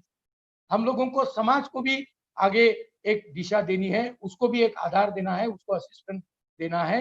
हम लोगों को political व्यवस्था हो, economical हो, social हो, एजुकेशनल हो, रोजगार हो, उद्योग हो, इंडस्ट्री हो, सभी क्षेत्रों में हम लोगों को एक लीडर का एक अच्छा परिचय देना है। And that is the biggest challenge before the education system. Now to enhance the role of a teacher, ये तो पहले से भी हुआ था, चाणक्य के जमाने से। चाणक्य एक शिक्षक था, लेकिन उसने जैसे देखा कि समाज में जो बुराई आ रही है, उसमें जो भी क्षेत्र होंगे उसको दिशा देने की जरूरत है, उसकी अगुवाई करने का कोई एक समय है, उसको इनिशिएट करने का अगर कोई समय है तो उस समय शिक्षक ये पहला घटक है, ये पहला यूनिट है, ये पहली जिसको कहेंगे कि इकाई है जिसने अपने ऊपर खुद होकर के जिम्मेवारियां लेनी है। और मुझे लगता है कि हम लोग अगर अपनी जिम्मेवारियों से चूकेंगे तो आने वाला समय हमें माफ नहीं करेगा। इसलिए मुझे ऐसा लगता है, मैं दोबारा एक बार मुझे जो समय दिया है उसमें खत्म करने की मैं कोशिश कर रहा हूं। मैं पुनः एक बार बात करूंगा कि जो चैलेंजेस हमारे सामने हैं वो इम्पार्टिंग इंस्ट्रक्शंस के हैं, कैसे हम लोग विद्यार्थियों तक हमारी शिक्षा की प्रोसेस को ले जाए, इसका हमारे सामने चैलेंज है। दूसरा जो ऑपरेशनल चैलेंजेस कहेंगे वो ऑपरेशनल चैलेंजेस में आएगा। मुझे ऐसा लगता है कि ऑपरेशनल चैलेंजेस में हम लोगों को शिक्षा की गतिविधि को, जो दूर दराज के आखिरी छोर पे बैठा हुआ जो विद्यार्थी है उसको हम लोग कैसे ले जाए, ये बड़ा चैलेंज है। दूसरा है टीचिंग प्रोसेस का, ऑपरेशनल चैलेंजेस के साथ साथ टीचिंग प्रोसेस के जो चैलेंजेस है वो भी हमारा एक बहुत बड़ा चैलेंज रहने वाला है। ई कंटेंट और इसके बारे में बहुत अच्छी तरीके से मुझे ऐसा लगता है कि लोग बोल रहे हैं कि रिसर्च कैसे होगा, कैसे पैरामीटर्स ढूंढे जाएंगे, कैसे रीडिंग्स लेके जाए ये होगा। मुझे याद पड़ता है, आपको भी सबको मालूम है, जब कभी भी स्पेस में किसी एस्ट्रोनॉट को हम लोग भेजते हैं तो उसका पहले ट्रेनिंग हम लोग सिमुलेशन पे करते हैं। सिमुलेशन पे हम लोग उसको ट्रेनिंग देते हैं। बहुत सारी व्यवस्थाएं अब ऐसी आ गई है, जैसे कि एयरक्राफ्ट चलाना हो, बहुत बड़े बड़े जेट्स जब चलाने की बात आती है तो पायलट को पहले सिमुलेशन पे लेके जाता है, एक वर्चुअल ही तैयार किया जाता है, लेकिन वो बहुत ही क्लोज होता है रियलिटी से। मुझे लगता है कि ई कंटेंट और जो भी लैब्स की एक्टिविटीज है उसको अगर हम लोगों को सिमुलेशन की मोड पे लेके जाना है तो उस प्रकार की, उस दर्जे की, उस क्वालिटी की एजुकेशन को हम लोगों को देना पड़ेगा। It's the biggest challenge before the education system. I am not talking about the engineering and technology only और science subjects only, it is applicable to entire faculties right from arts. अब देखिए music कैसे सीखेगा, sports में कैसे जाएगा, अगर वो बीपीएड कर रहा है, कोई बीए म्यूजिक करके अगर कोई विषय लेके आगे चल रहा है तो उसको प्रैक्टिकल ज्ञान कैसे आएगा। अगर उसको आने वाले समय में अगर ये महामारी और 8-10 महीने अगर बढ़ती है और जब तक हम लोग कुछ न कर सकेंगे और हम लोगों को ये नौबत आ जाए कि हम लोगों के क्लासेस शुरू करने पड़ेंगे, तो मुझे ऐसा लगता है कि इट्स बिगेस्ट चैलेंज है। सिमुलेशन सीखना पड़ेगा, सिमुलेशन की टेक्निक सीखनी पड़ेगी, अपने अपने क्षेत्र में कहाँ सिमुलेशन उपयोगी है उसको देखना पड़ेगा। मुझे ऐसा लगता है कि ऑपरेशनल चैलेंजेस, प्रोसेस की चैलेंजेस, इंफ्रास्ट्रक्चरल चैलेंजेस, और इसके पीछे सबसे बड़ी एक चैलेंज को मैं देख रहा हूँ, वो है साइकोलॉजिकल चैलेंज। बहुत बहुत बड़े पैमाने पे साइक, हमारी मानसिकता को हम लोगों को खुद को ही चैलेंज करना पड़ेगा। अगर किसी अलग मोड में जाना है तो हमारा माइंड रिलक्टेंट रहता है, वो हिचकिच करता है। इसलिए मुझे लगता है कि मेंटल चैलेंजेस, साइकोलॉजिकल चैलेंजेस, साइक चेंज करने के चैलेंजेस हमारे सामने बहुत रहने वाले हैं। और ये केवल और केवल हम लोगों को हमारी खुद की साइकोलॉजिकल चैलेंजेस को सिर्फ ऑब्जर्व नहीं करना है, हमको विद्यार्थी की भी, जो हमारे सामने जो स्टूडेंट है उसकी साइकोलॉजिकल चैलेंज को हम लोगों को पहले तो ऑब्जर्व करना पड़ेगा, समझना पड़ेगा, डिफाइन करना पड़ेगा, फिर उसके ऊपर सॉल्यूशन लाना पड़ेगा। मुझे ऐसा लगता है आने वाले दिनों में फिलैंथ्रोपिस्ट की भूमिका, जो दान करने वाले लोग हैं, बहुत सारे लोगों को, अपने अपने आजू बाजू के लोगों को, जो इंडस्ट्री में है, व्यापार में है, जिनके पास समाज के लिए देने के लिए कुछ पैसा है, उन लोगों को जोड़ के रखना पड़ेगा। आने वाले दिनों में हम लोगों को विद्यार्थियों की फी भर के उसको हमारे साथ एनरोलमेंट के साथ उसको रिटेन करना पड़ेगा। उसके लिए कुछ मिड डे मील सेरी की स्कीम चलानी पड़ेगी, उसके लिए कुछ किताबों का बंदोबस्त करना पड़ेगा। ये कौन करेगा? ये हम लोगों को ही करना पड़ेगा। This is the biggest challenge before the individual college, very small college like Lonar. ये जो बनमेरू कॉलेज है, इसके सामने भी जो छोटे प्लेस से आता है, इस बनमेरू कॉलेज को भी हम लोगों को ऐसे मॉडल्स को डेवलप करना पड़ेगा। ये बहुत बड़ा चैलेंज आने वाले समय में हमारे सामने है। मैं मेरी बात को समाप्त कर रहा हूँ। जाते जाते मैं इतना ही कहूंगा कि इसके बहुत सारे शेड्स है, इस चैलेंजेस के बहुत सारे स्वरूप है, स्पेक्ट्रम बहुत बड़ा है। एक एक करके धीरे धीरे हम लोगों को समझना पड़ेगा। आने वाले दिनों में हमको उसके साथ रूबरू होना पड़ेगा, आदत डालनी पड़ेगी।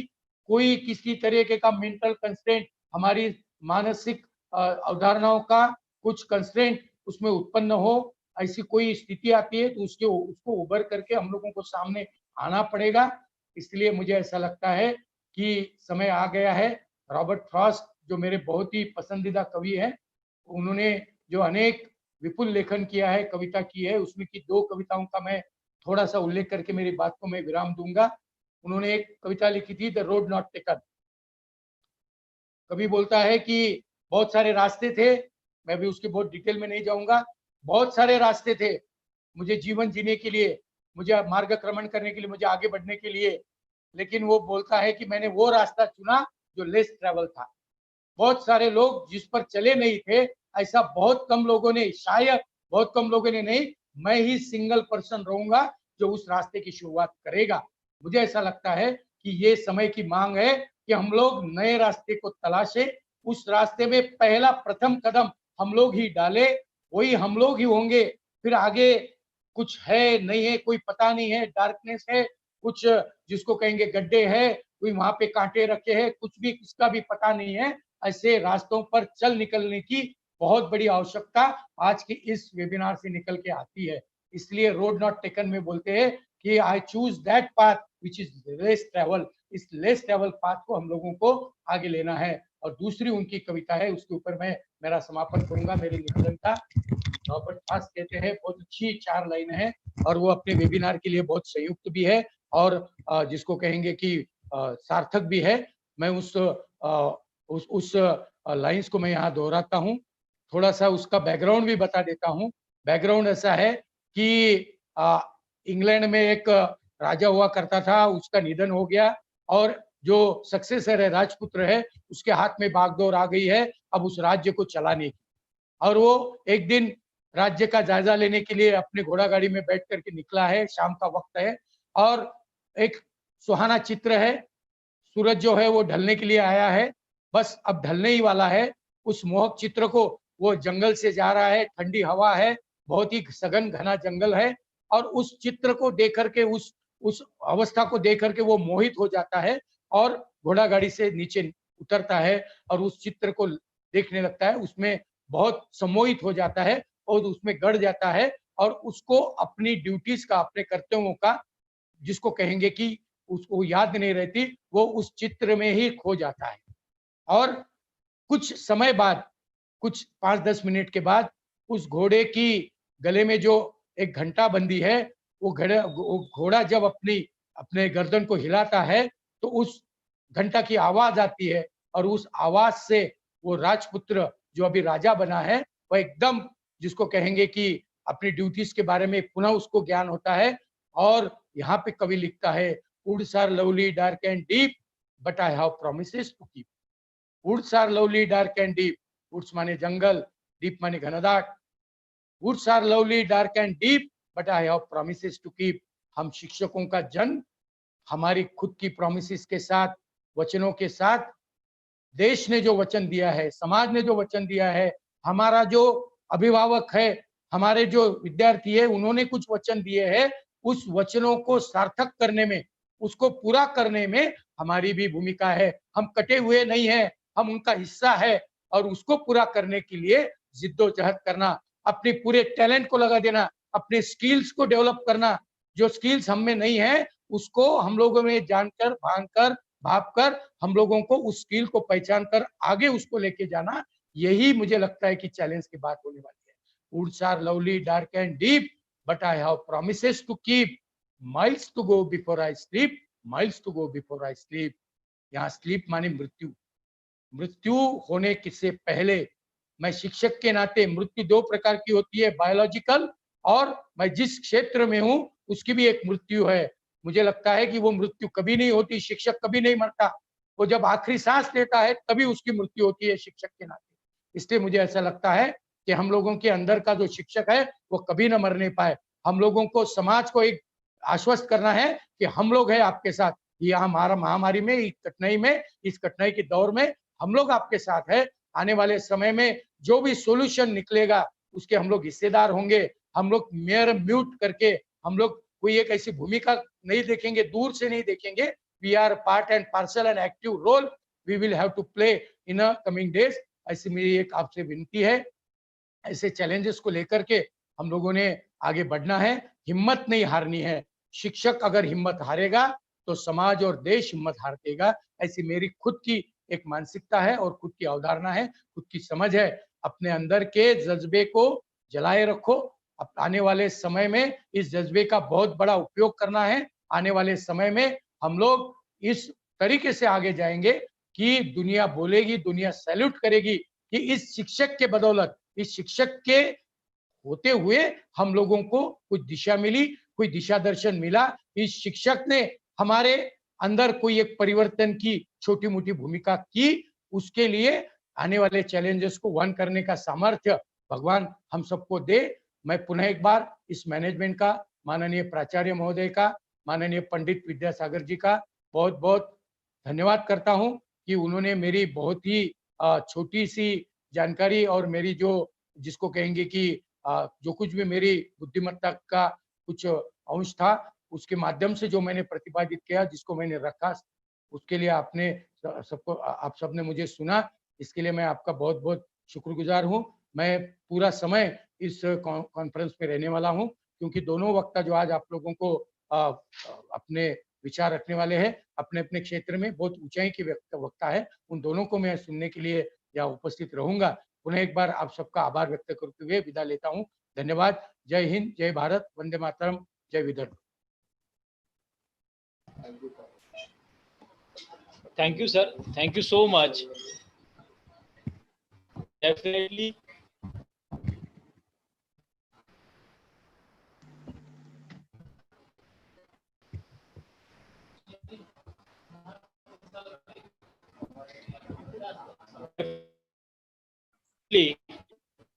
तुमचा माईक जवळ घ्या, mike Definitely, your valuable suggestions are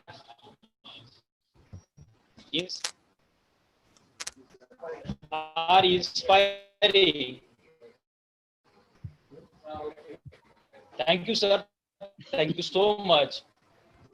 Definitely, your valuable guidance.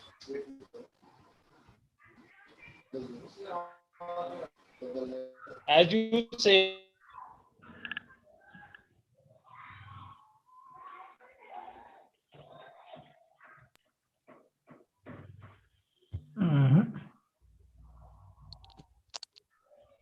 thank you, sir. Sorry for the inconvenience due to हा असं network धरायला connecting. धरतच नाही. Again, thankful to again thankful to Dr. Suryavanshi sir for his valuable guidance and inaugurate the today's session and giving the keynote address.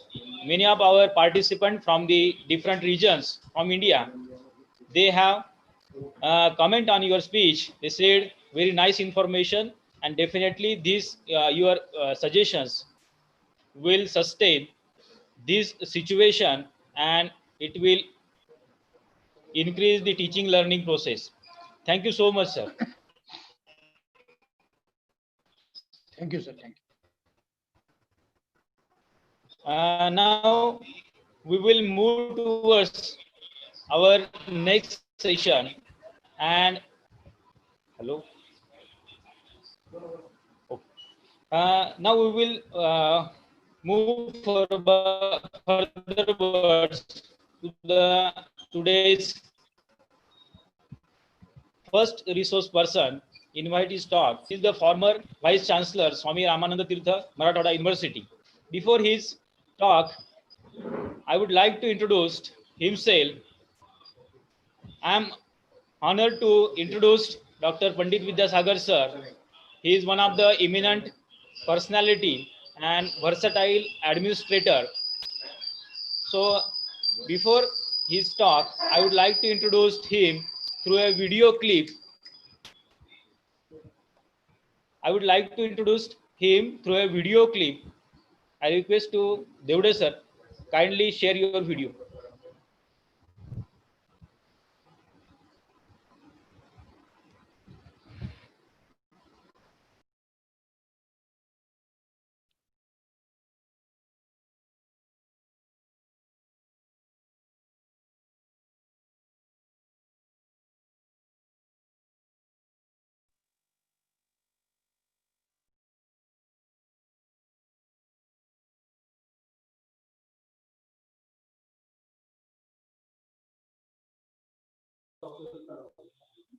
Wait something.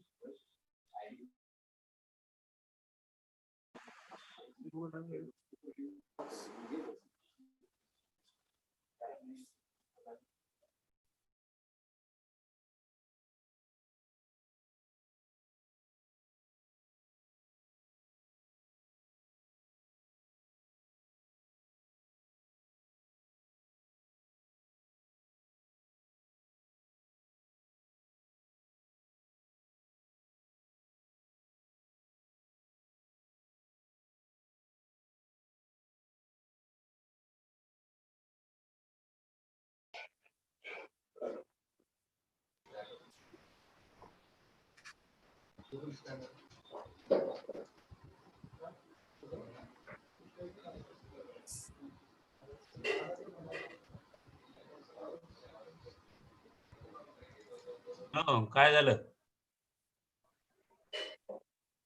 Hello. Hello, sir. झाले का?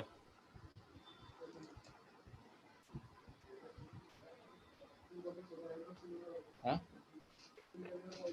नाही का?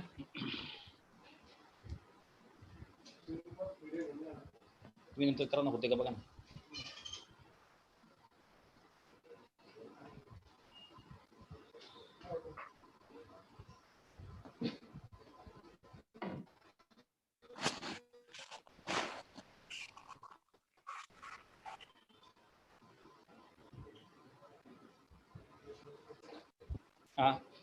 Sorry for the due to technical problem, the video I think video cannot be played, but after some time it suppose it can be played.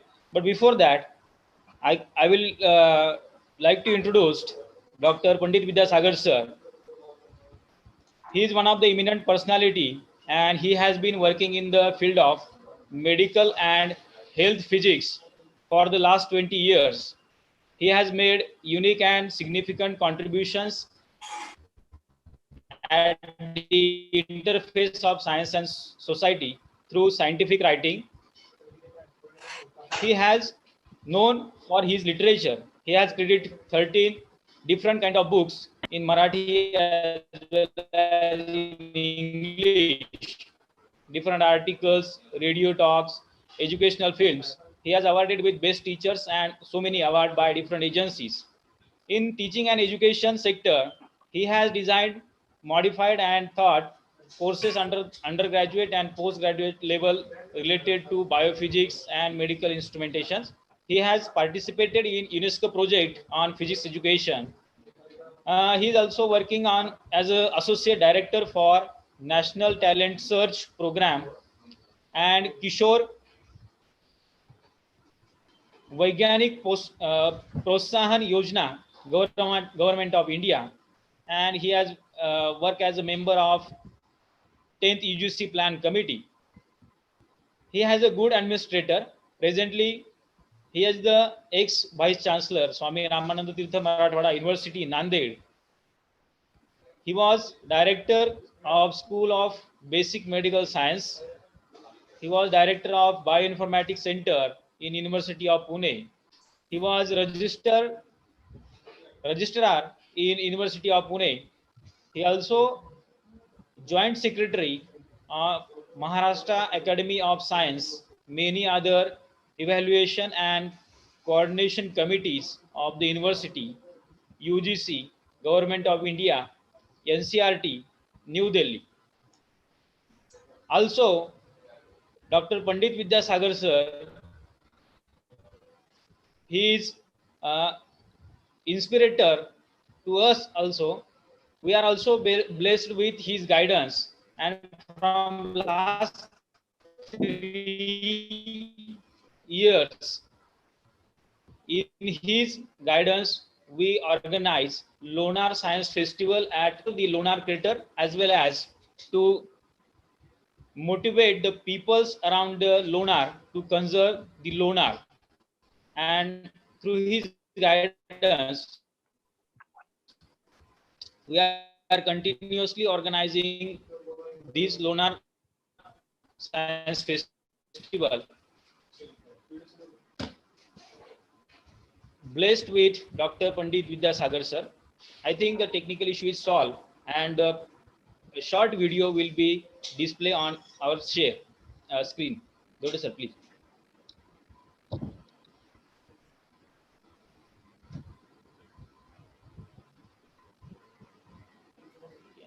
वेळ लागतो वाटतं लय. हे असू दे.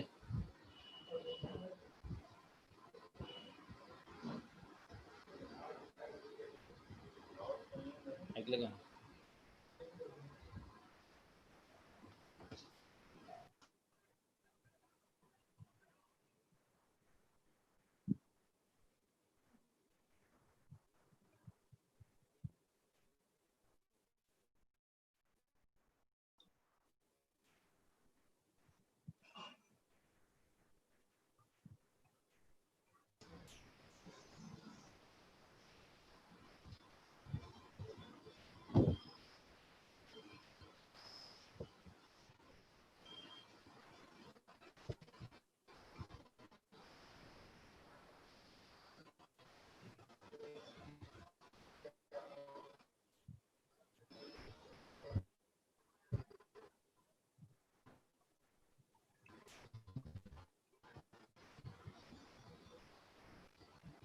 Before spending any time, I request to our today's first invited talk, Honorable Dr. Pandit Vidyasagar sir, to start your guidance, to start your speech. Can you hear me? Yes, sir. Yes, sir. Yes, sir. Can you hear me? Yes. Okay. Yes, sir. Let me congratulate late Durga Vanmeru College of Science for organizing this webinar, and that also on a very important topic, that what is the post-scenario of higher education after COVID. I'm very happy to actually be with Dr. Suryavanshi, who has given a marvelous talk, and also touch many aspects of this topic. Now, what we'll do in my lecture is take a more broader view and let us see that what were our targets, what we wanted to achieve, because those targets have been already set. And then because of COVID, we are facing a lot of problems. So how will we have to modify our way to go ahead in this particular situation? So I'll be sharing my PPT so that you can go with me. And intermittently, I can shift to Marathi also, because as I understand that there are many participants outside Maharashtra and also outside India. So they will have the benefit of the slides because they are English. And then I may supplement some of the comments in Marathi also so that our students can be benefited. So let us begin with the first slide. Can you share the PPT? Just share the PPT. Bhise sir ते PPT share करायला लावा. Hello Devde. Yes, sir. हा.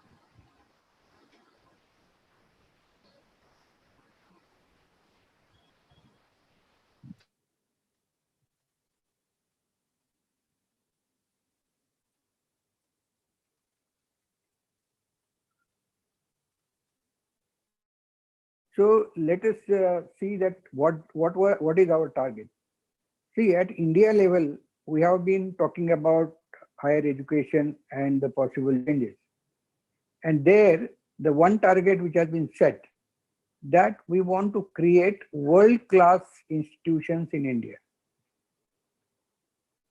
जागतिक स्तरावर आपला ठसा उमटवू शकतील अशा शैक्षणिक संस्था स्थापन करणे हे आपलं टार्गेट आहे किंवा ध्येय आहे. आणि हे जर करायचं असेल तर काय करावं लागेल किंवा कुठले पॅरामीटर्स असतात त्याच्यामध्ये, what are the parameters which will really decide such kind of institutions in the world. So we'll go through those parameters and then we'll see that how the new education policy has set its goal accordingly. So the first thing which is very important for a world-class university, that is the academic and research performance of the faculty. Now, what is academic performance? Academic performance begins with syllabus framing, or what are the contents which you really want to deliver to the students. But more important than that is the way you teach. How do you take that syllabus to the student? How effectively you take it to the students? How effectively you teach? And that is the crux of the matter. So if you have a good teaching learning method, and if your teachers are actually dedicated, they have a good expertise, as well as they have a deep understanding of the subject, and they know how to actually take that subject to the student, then you are academically sound. Only having a good syllabus means nothing. I'll tell a story that this Massachusetts Institute of Technology, which is in USA, so they actually design many syllabi and keep it on the website. So one person asked the professor that you actually design best of the syllabi and you put it on the website, so anybody in the world can copy that. So what is your specialty? So that professor said, Hello. we know how to teach. So that is important, that we should know how to teach, and that is the part of academy.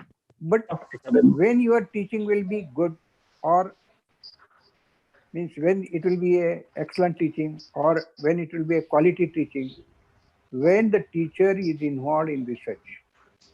Unless teacher is involved in research, I don't think the quality of education will be maintained or improved. And that is why these 2 points are very important, that academic and research performance of faculty, that is very important. Then of course means you need to have support from the staff, non-teaching staff. as well as you should have a support from the alumni. We have started in India now registering or making this kind of organization, but it has not picked up. In USA, the fund which is received from the past students is so huge that actually it can be 25%, 30% of the budget of the university. Now that is also very important. And the third is the publication, means research publications, which are very important. Because unless you have a good publication, you will not be recognized. Then what is a good publication? Of course, there are norms which are set at the international level that you know that you have to publish in a refereed journal, or you have to have high impact parameter for that, or you must have very good citations for your this publication. Now, is it happening in India? It is not happening, because we know that the kind of research which we are actually conducting is not of that quality. So we'll have to really look into that. So these three parameters, the first three parameters. Then what is the next? Next is that you should be recognized by the other world-class universities. See, unless you are recognized by others, you will not stand at the international level. And you will be recognized through your work, not by your building or not by your showmanship. That is not knowing, or that is not recognizing. And what is the parameter for that? That whether you can attract best of the talent to your university, not only from your country, but from other countries. And that is our target. When we talk about internationalization of higher education, this is one of the factors, that your institution be recognized at the international level. Then how does it happen? It happens through generating innovative ideas. So rote learning, rote preaching, it's of no use. Should be creative in that. And unless you innovate, which we are talking, how to that, how to bring in our that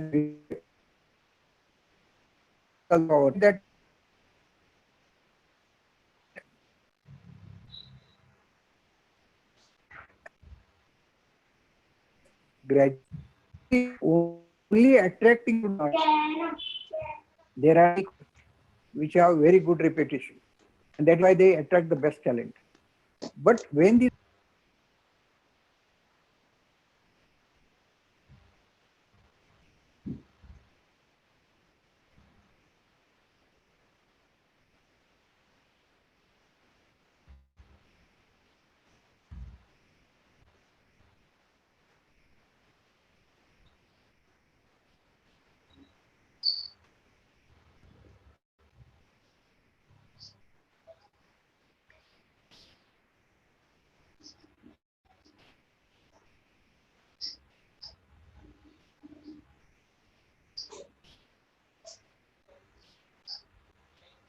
Krishna तू light गेले तर अभ्यास करून घे बेटा.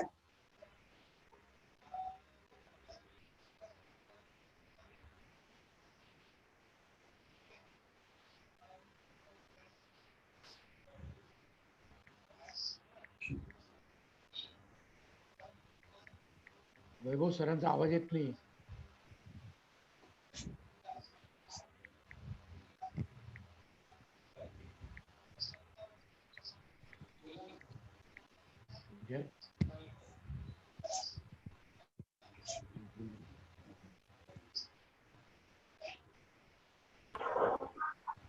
सरांचा आवाज येत नाही सर.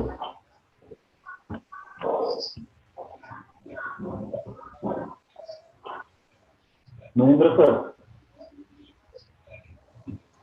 हो सर, सरांकडच्या इकडनं बहुतेक नेटवर्कचा काहीतरी इश्यू झालाय. एक ओके.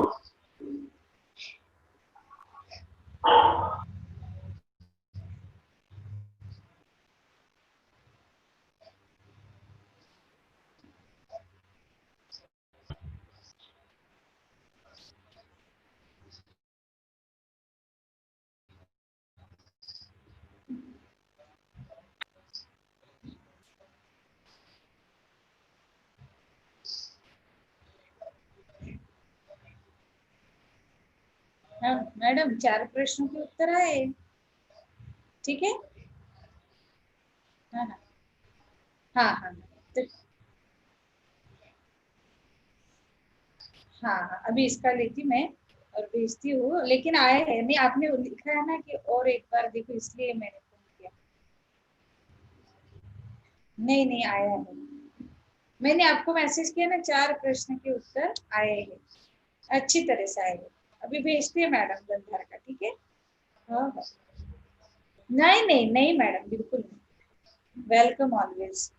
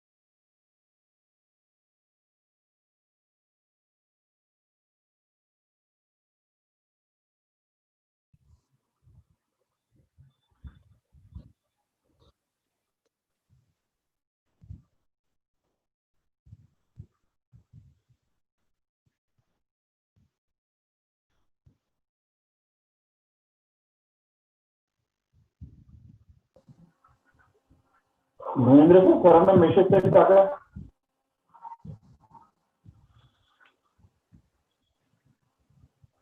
महेंद्र सर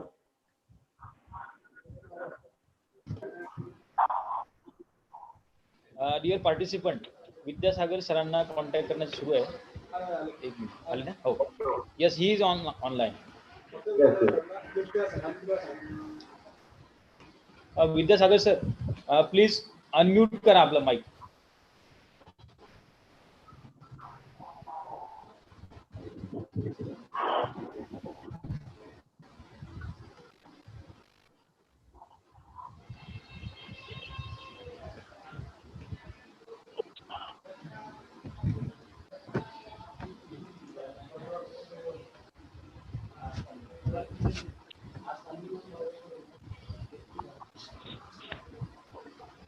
हाँ ओके ओके सर. ऐकू येत आहे ना? Yes sir continue please. ऐकू येत आहे का? हा येते सर, आवाज येते, तुम्ही कंटिन्यू करा sir please. Continue sir Can you please. hear me? Yes sir. Okay, okay. Okay, okay. So the point which we are talking about, that teaching learning method change, that is expected in the new education policy, that afterward is the learning part. And it is not only but experimentation, practical aspect of your course, how much it is. Like in choice-based credit system, we are talking about skill enhancement, skill development, ability enhancement. This should be the part of every subject, whether it is a language, whether it is a history, whether it is a geography, whether it is physics, chemistry, botany, zoology, whatever it is. So what is the experiential aspect? And more than that is experiential aspect, that what kind of experience the students are getting or they are exposed to. So that experience can be related to subject or even going beyond that. And that we are not really worried about in our classroom teaching, because we only give notes or dictate notes and write on the blackboard. So that is not enough in the new scenario. And when we are talking about online teaching and all, all these things become obsolete because information is available. So teacher doesn't have to spend time on that. Then what teacher will do? That we'll have to think. And there, this experiment is very important. Then teacher has to actually develop his or her abilities. Now, Suryavanshi also has this point that only teaching in the classroom is not enough. So he has to be an administrator, he has to be a researcher, he has to be a good academician, he has to be a resource generator. So that is a very important aspect, a resource generator. The team have to implement these innovative ideas. It may be related to finance or it may be related to academic. It is not necessary that collection of fund is the only thing he has to do. He can be resourceful in generating the academic matter.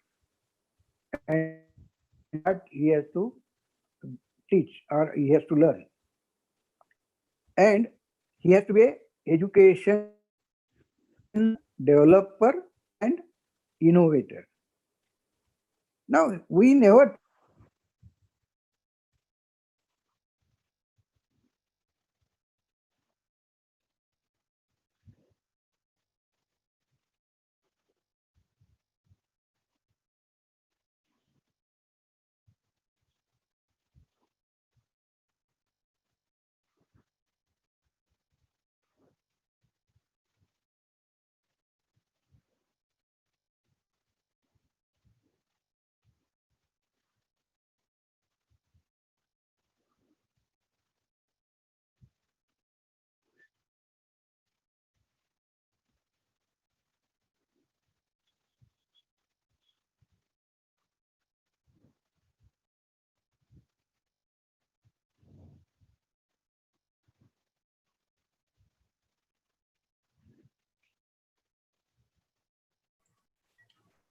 Vidyasagar sir unmute करा, unmute.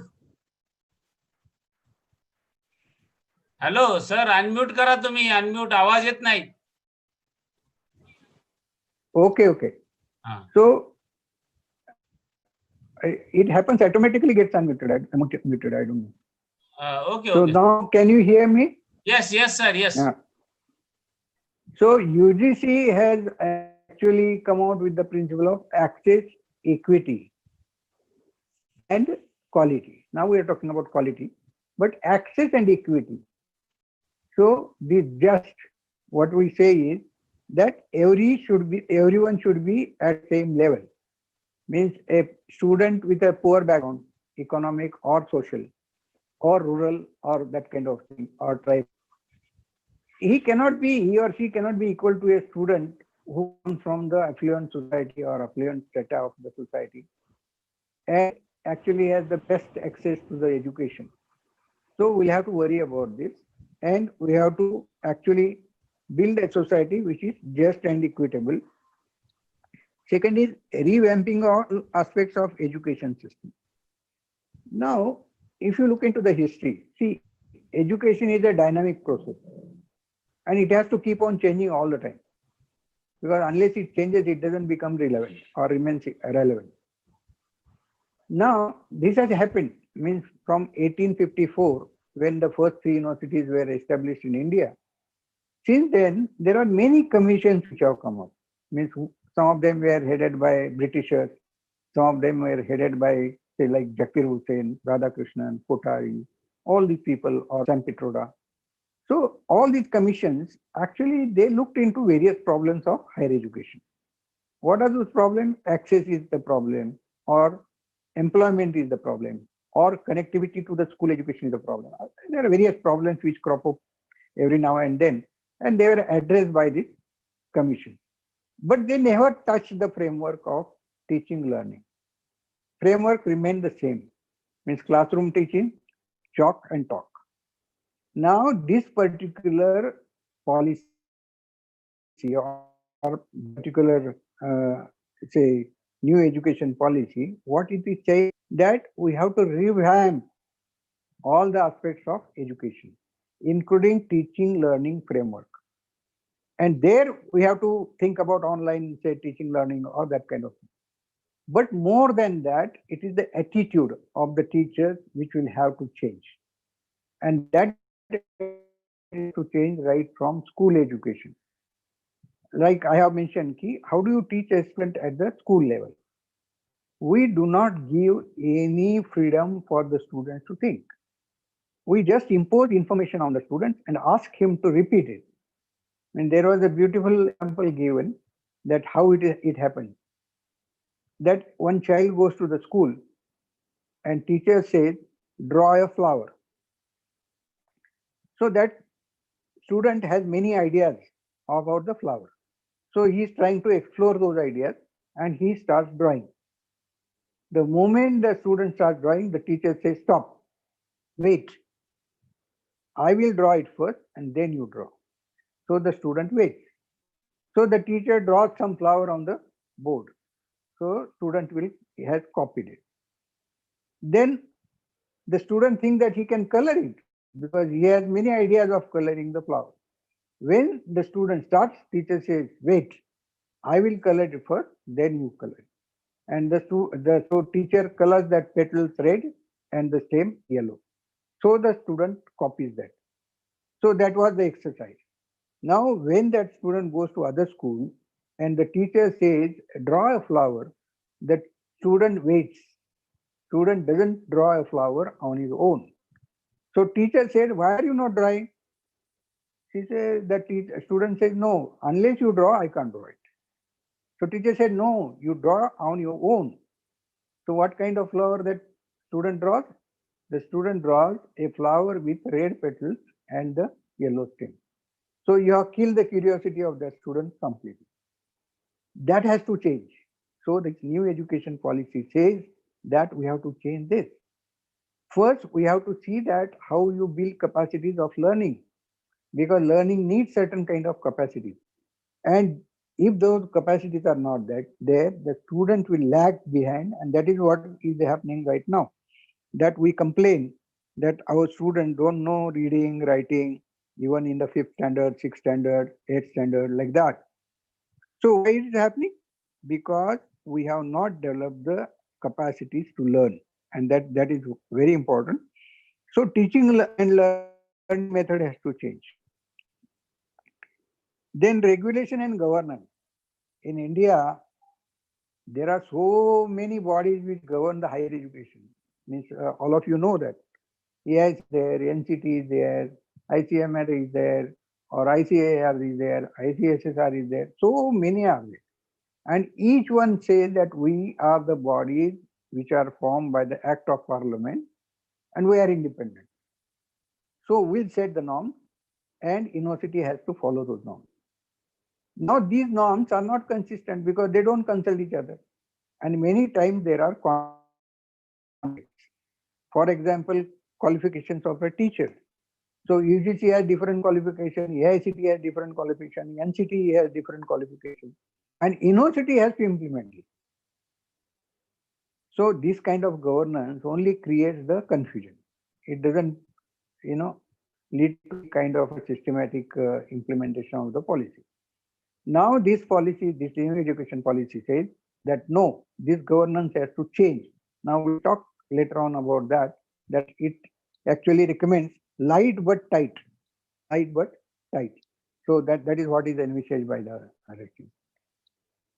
Then after that, governance, vocational bias and skill development, that is lacking in our system. As I said, that for any subject, there is a skill set and we have not recognized it. Like a student learning a language, suppose Marathi. मग मराठी शिकतो, BA होतो, मग त्याला विचारलं त्या विद्यार्थ्याला किंवा तुला मुलाखत घेता येते का? नाही. तुला संहिता लिहिता येते का? नाही. तुला करता येतं का? नाही. मग तुला काय येतं? ते म्हणतात नाही, आम्हाला हे काही शिकवलेलं नाही, आम्हाला त्या कविता पाठ केलेल्या आहेत, आम्ही कुठेतरी म्हणजे वाङ्मय पाठ केलेलं आहे किंवा शिकलेलो आहोत. परंतु तो जो स्किल सेट आहे, तो स्किल सेट हा पूर्णपणे मिसिंग आहे. आणि त्याच्यामुळे एम्प्लॉयमेंटचे प्रॉब्लेम आपल्याकडे खूप आहेत.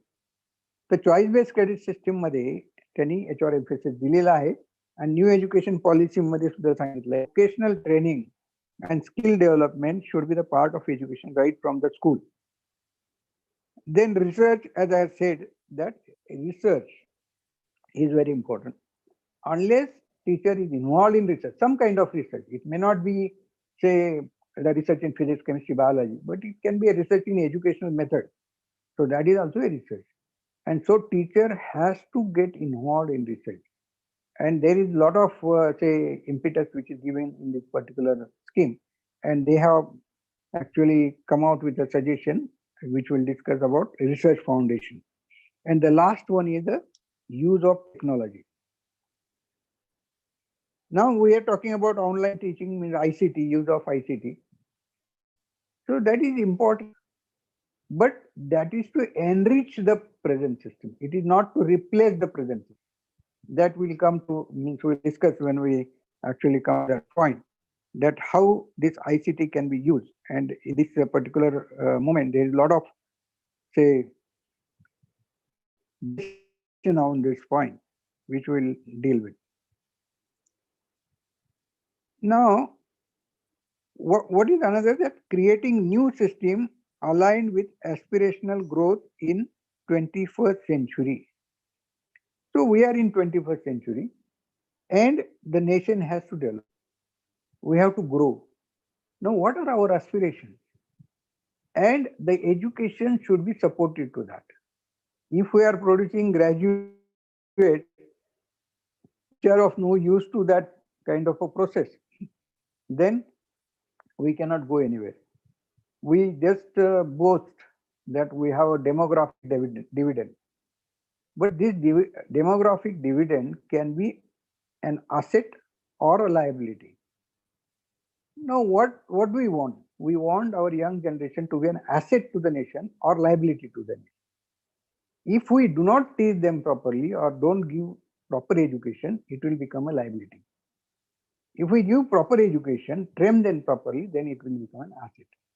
And that is very important, and that is why also the education is very important. Another is holistic development. That is what we call liberal education. That concept has come because it reaches to the Nalanda and Takshashila, what was there at that time. That subject knowledge is important, no doubt about it. But there are many other things also which are important to be a complete human being, because you need to have good language, body language also. Then communication skills are required. Then other skill sets are required. Then you should know about the history of your country. Then you should know about philosophy. You should know about religion. That thing means many times it happens that student graduates, but he doesn't have any knowledge about the past history of our nation. And this I have experienced, because when I was in Italy at International Center for Theoretical Physics, and there one day some students came to me and they started asking questions about our country. You know, what is our religion? What is our culture? How these that? I said, how come all of a sudden you got interested in this question? That when we came here people started asking us those questions and we don't have answers. I said, you learn or you took education in India. You were in India for 22, 23 years. What did you do? You never bothered to know these things. Nobody bothers. And that is not the way. So we have to have holistic education, holistic development of the personality. And that is learning to know, learning to do, learning to live together.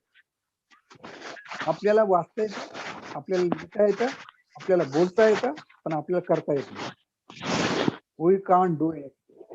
We can talk, we can say write, we can speak, but if you are asked to do something, we don't do it.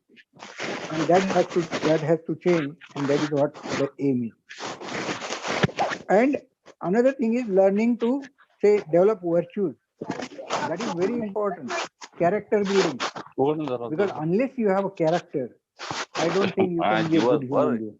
And that is what is there, and it is related to reasoning, aesthetic sense, physical capabilities, communication skill, which I have mentioned. So these are the aims of our higher education.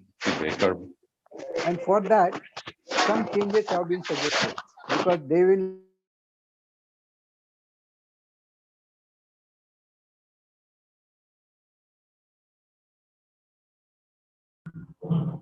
पंडित सरांना unmute व्हायसाठी request करायची.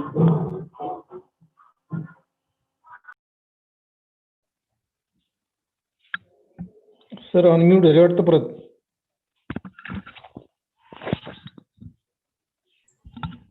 Sir unmute झाले sir. Vidyasagar sir please unmute.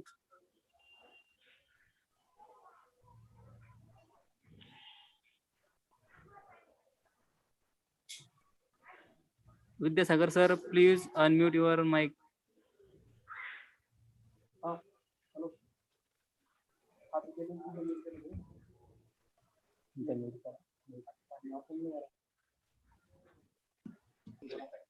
Vidyasagar sir please नाही sir अनम्यूटच आहे. Unmute, yes. Okay sir, thanks. Is it okay? Okay sir, okay now. Okay, all right. So that GR is the first point, but only increasing GR is not enough, because the graduates which we are producing should be employable. That is also now the point which is being discussed.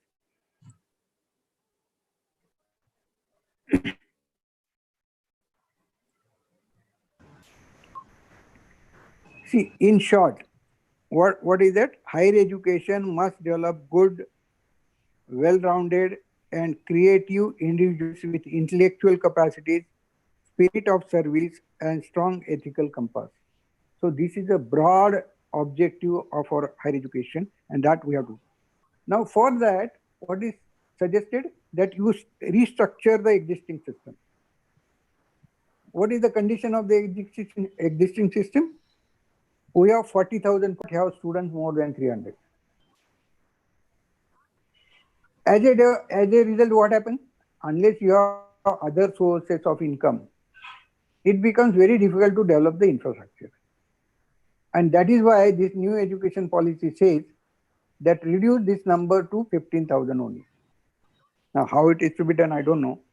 But that is what is suggested. That you should have a college which has more than 3,000 students, and it should be multidisciplinary. Single discipline colleges will not be existing, or they will not be allowed. Then about the universities, it has to be restructured. So 3 types of institutions which have been proposed in this. First is a research university.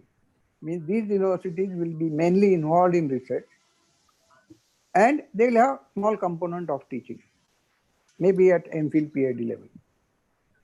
Second category of institutions will be teaching universities, which will be doing mainly teaching, but of course they will be conducting research to some extent, like presently we are doing. And third is the college. Now these colleges will be autonomous.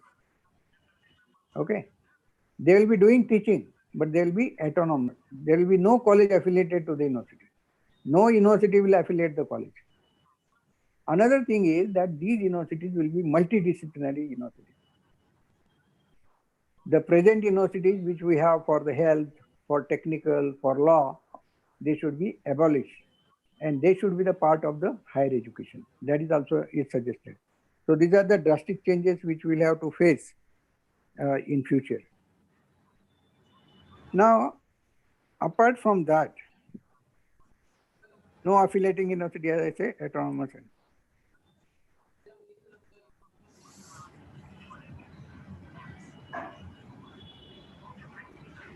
Then the concept of liberal education I have already discussed. That you will have a pattern where you have main subject plus philosophy, religion, language, sociology, and skills.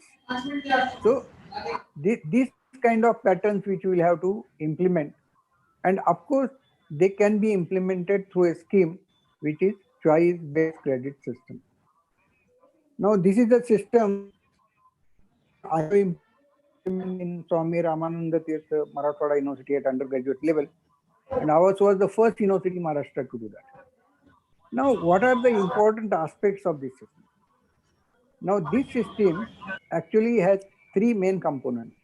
One is, first is the choice to the student. The student should get to choose his or her own subject. And now, the student has a very little choice. Whatever subject we teach, the student will have to opt those courses. Now in CBCS, it is envisaged that you provide a lot of electives to the student. And so that student is able to choose the subject as per his own wish and will. Another thing is that he should be given opportunity to choose the subject from other disciplines also, interdisciplinary or cross-disciplinary.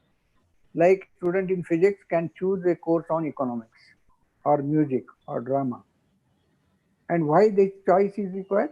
Because to actually develop the holistic personality or holistic development of that student. Then another aspect of that is credit transfer.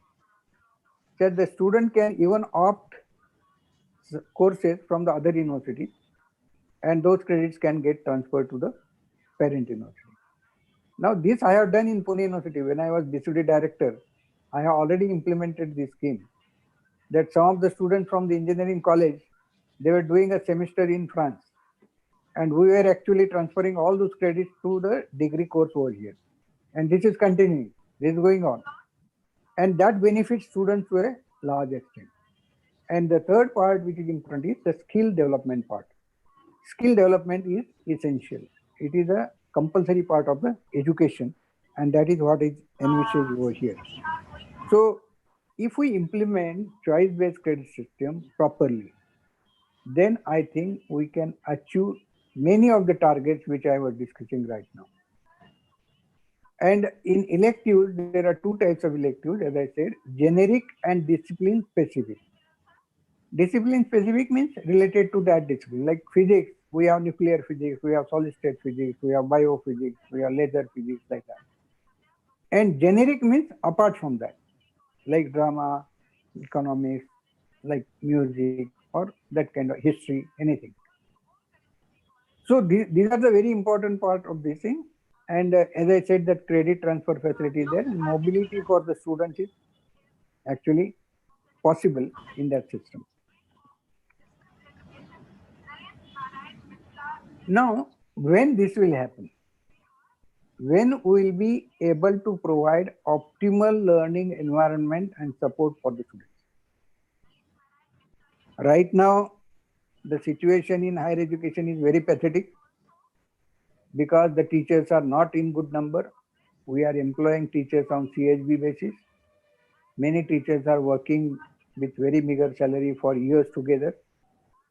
Then in some of the colleges, infrastructure facilities are not there, laboratories are not there, classrooms are not there, playgrounds are not there. So all these things are not there. And second thing, if it is a single faculty college, the student is not exposed to other subjects or the environment which is with the other disciplines. And that we have to provide. And that is what we have to see, and we have to change this scenario very good. Now we'll come to the topic of COVID. Now, COVID has actually changed the lifestyle because we are confined to our homes. We are not allowed to go out.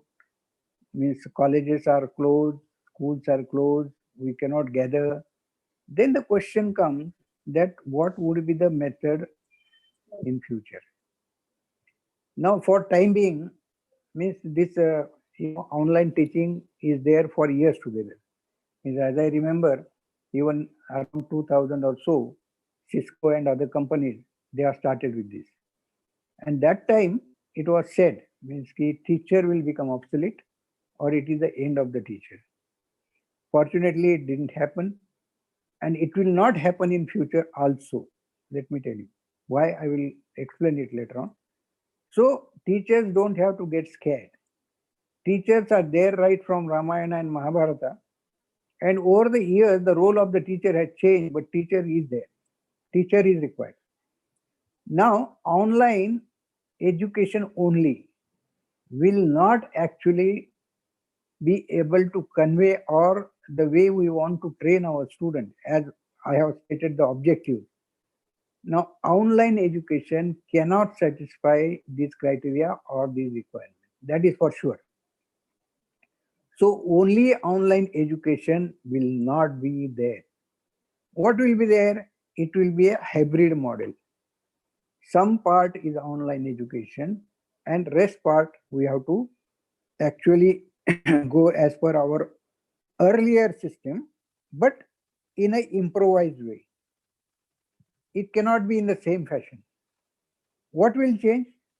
Now, through online, we can provide information to the students without much difficulty. So student will have all the information with them. Now, why teacher is required? Teacher is required to facilitate the learning process or to make the student understand that subject or to clear the concepts which are related to that subject. A teacher is required for that. And that is how teacher has to change himself or herself.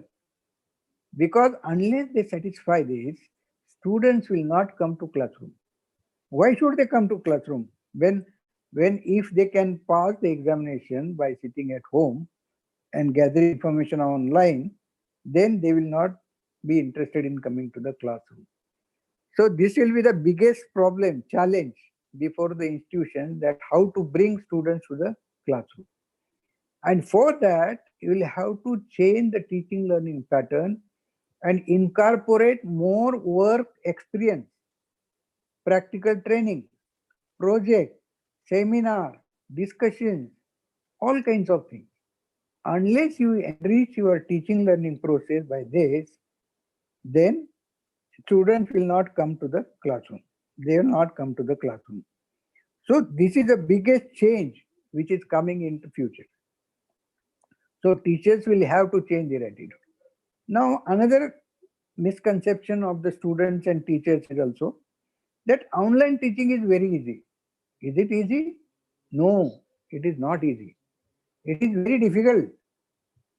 You do not know, but teachers now, up till now, they were observed only by the students in the class. But when they go online, anybody can observe them.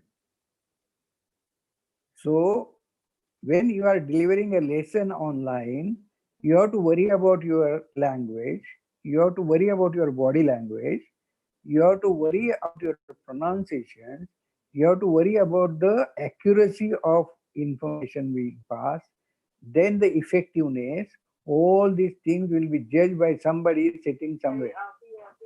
Because you are globally for them to come to your classroom and see how do you teach. You will be judged by somebody somewhere. So this is a big challenge. So teachers will have to be ready for that. On the contrary, students will have to participate in the learning. Unless they get involved in the learning, they will not really achieve their target. Up till now, we think that teaching is the responsibility of the teacher. And if the student fails, then the teacher is responsible. No. Learning is the responsibility of the student. Facilitating the learning is the responsibility of the teacher. Now, how does he do it? It is up to him. So students will also have to change their attitude and become more participative in the learning process on time. Then, what do you teach in a subject? That how to make use of the knowledge to solve the day-to-day challenges or day-to-day problems. Because unless you are able to utilize your knowledge for that, the knowledge is of no use. It is only information.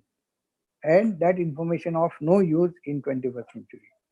So after COVID, we'll have to face all the challenges and we'll have to modify ourselves accordingly.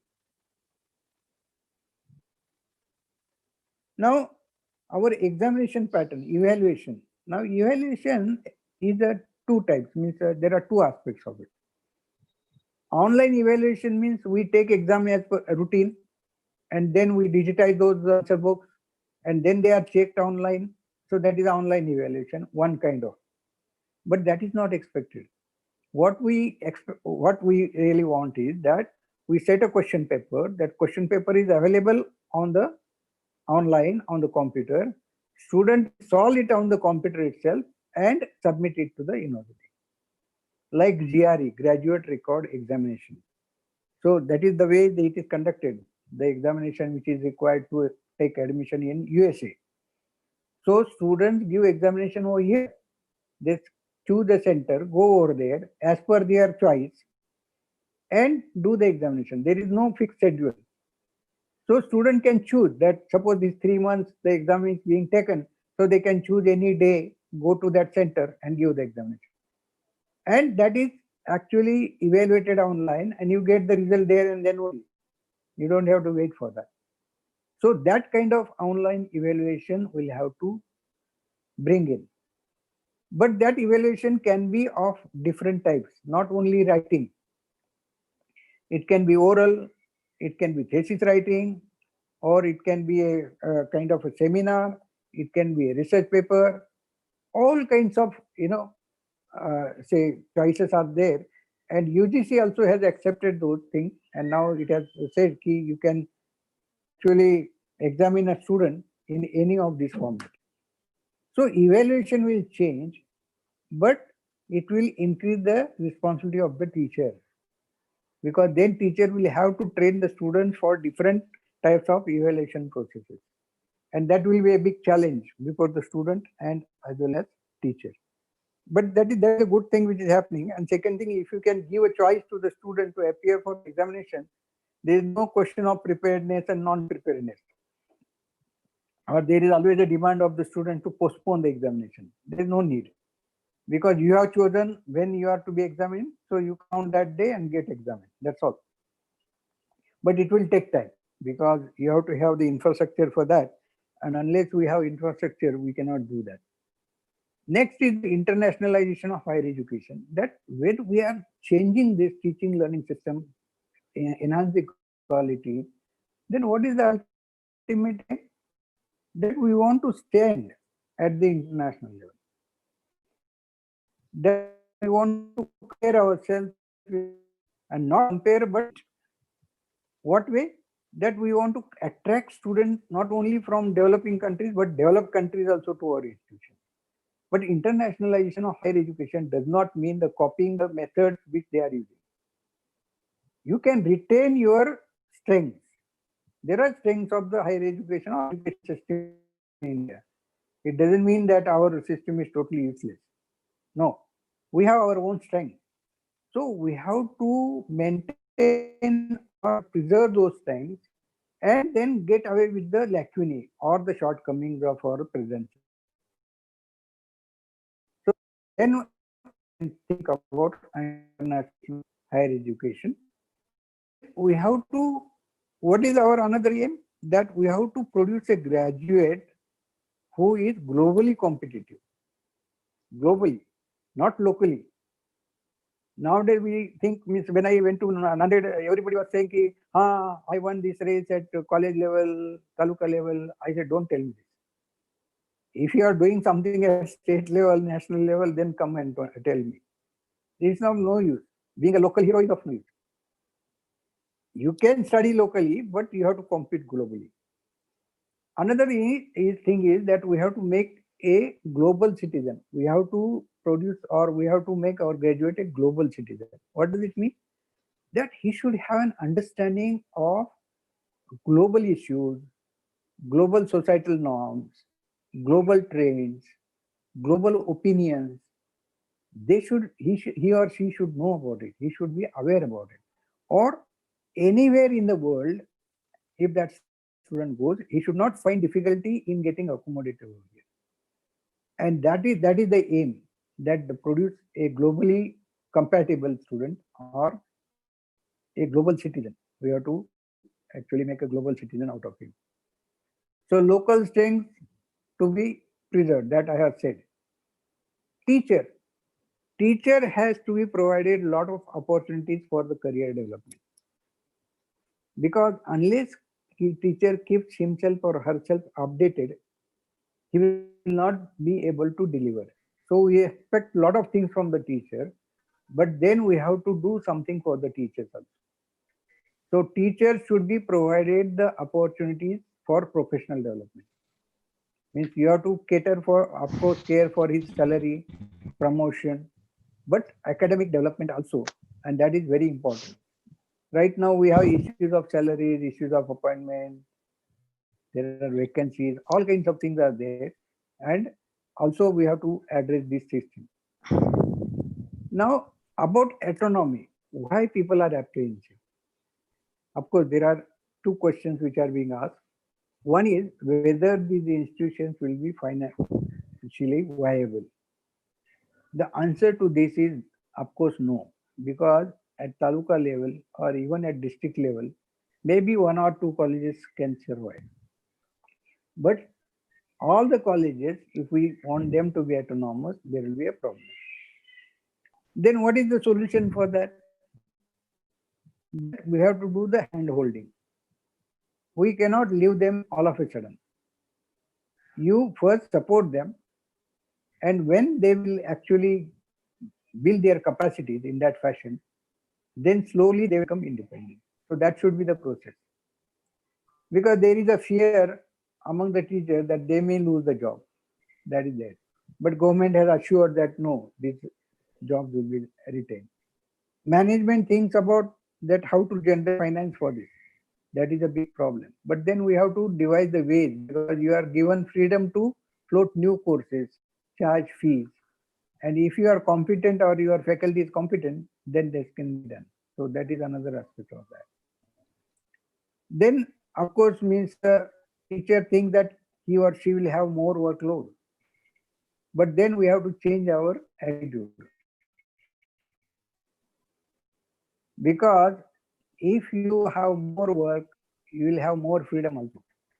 More responsibility, more freedom, more opportunities, more work. So all these things go hand in hand. So I have seen some of the autonomous institutions, and I have been advisor to them. So there are many schemes which are for the benefit of teachers. And now teachers have started enjoying that. That you work, but then you get in return also. Means there are many facilities to go abroad, facilities to attend seminars, then you have paid leaves of some kind, all kinds of many incentives that is called. So incentives are there for the student, teachers, and they should be provided. The most important and actually what you call difficult part is the research. Because in India, this effort is failed in last few years, as you know, that research was made compulsory for the teachers for promotions and all kinds of things. And as a result, what happened? That there was many research journals were started, which were low standard, and of course, means they were not refereed. And every Tom and Dick and Harry came out with international journals on various subjects, and the kind of research which was published over there was a lot of plagiarism. I have written an article in Chakra also on this, and I have personal experience of my own that one of my paper was copied by some teacher and student and printed as it is. So that happened, and that is why research is a big challenge for our teaching faculty.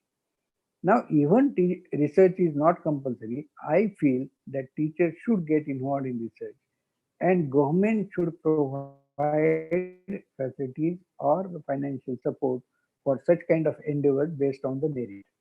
And there should not be any restriction that who is applying, whether he is from Lonar or he is from Pune or from Mumbai, doesn't matter. As long as the proposal has a merit, then that finance should be provided. And if it happens in new education policy, then research will have a different kind of a dimension, and then that will also change.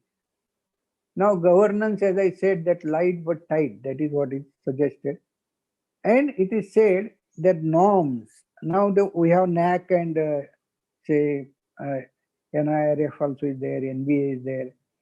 Now, these norms are decided by those institutions. And they are the evaluating kind of institutions for accreditation. And they come and see that whether that institution is following those norms and to what extent, and accordingly the grade is given. New education policy suggests that each institution should set his or her own norms. That institution should set the norms on its own. And those norms are to be published. So that institution decides that what level that institution wants to go in research, academics, administration, whatever it is, finance. governing agency will only verify whether those norms are achieved or not. There are no norms imposed by the agency. The norms are set, of course, guidelines are there. So norms are set by the institution and verified by the governing agency. Another thing is that each governing agency will have only one task. Now UGC has many tasks. It sets the standard, it sets the qualification, it gives the grant. No, only one task per governing council. And that task has to be performed. That is what is said. And that is why means quality is your own concern. It is not imposed by somebody else. That we are trying to improve quality because somebody has told us. No, we want to improve the quality. That is our concern. And institutions will have to take lead in that fashion. And that is what is actually envisaged over here. And as I have said, that UGC is many tasks. And now, along with that, other aspects of higher education, the technology in education we have actually discussed. And there nowadays the concern, yesterday also I was on panel discussion, and there were a lot of, there were many student organizations, and they were raising the concern that when we are talking about online education, what about the students from rural area, tribal area, or lower economic strata? They do not have, say, digital phones or smartphones. And of course, they may remain actually, a lot, they may get delinked with the education. That will be very serious. So we have to think about it and provide facilities for such students in the colleges. So like we provide facilities in the library. So library is a knowledge resource development center nowadays. So it has to provide the resources to the students so they are not at the disadvantage. Otherwise, there will be a digital divide, and that will be very dangerous. We cannot go back again. In India, earlier it was like that. So knowledge was only with some people. So that we don't want to go again to that kind of situation. So that there we have to take care of this. Even we are talking about online education, we have to see that we reach to each and every student, or each and every student get facilities, so that equity and just, that's what I am talking about, that equal opportunities for all. So what are the new directions? This is the summary which I am coming to the end of my presentation. This is the summary which says that teaching learning method has to be revamped, and that will happen only when teachers will change their attitude or mindset.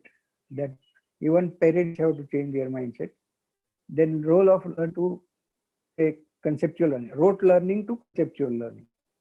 Right now, students only cram and write in the examination. That should not happen.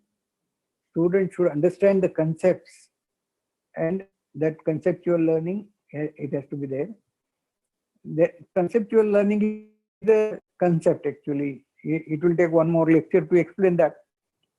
But what does it mean is that to understand the subject in depth, and by using various parameters. Means you can use graphs, you can use figures, diagram, demonstration, practicals, and student has to develop abilities to discriminate, to describe, to distinguish. All kinds of abilities students has to develop, and that is what the conceptual learning is. Then skill development, I have said that, I have explained you. Choice-based credit system, of course, I have talked about it. Ability enhancement courses, skill enhancement courses, elective courses, and these are the different types of courses which you will have to develop. Elective courses, then credit transfer, student participation is very important. Now, what are the advantages of online teaching? We'll come to this and we'll finish that.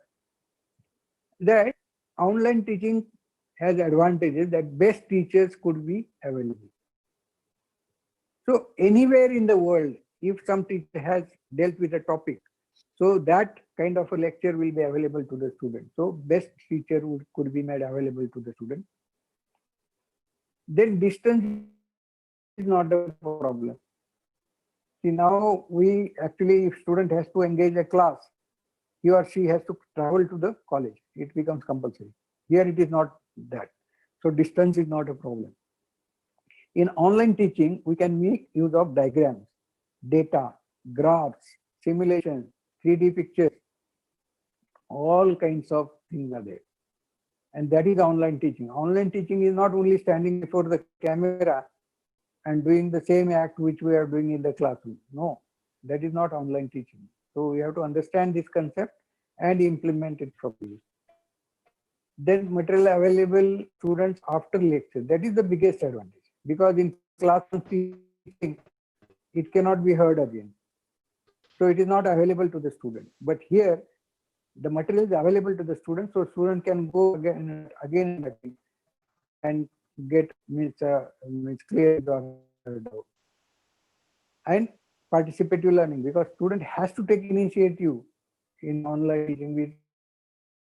He has to go a tab or mobile or something like that. Otherwise, in the classroom, they just sit idle. This will not be happening over here. If student is really interested, then only he will switch on the tab.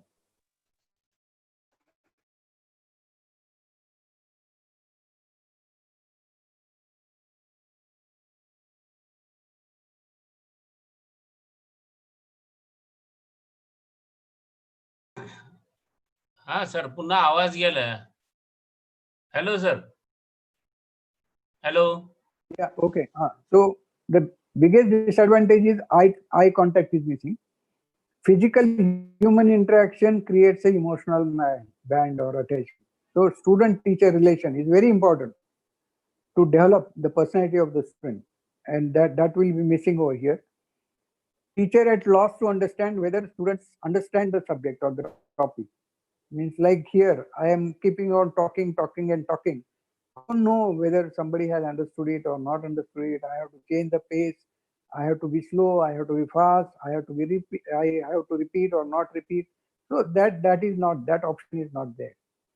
Cannot change means pace accordingly, and not suitable for practical training. Even though we have virtual labs and all, but real practical experience is different. Means real life and real life. So that is different.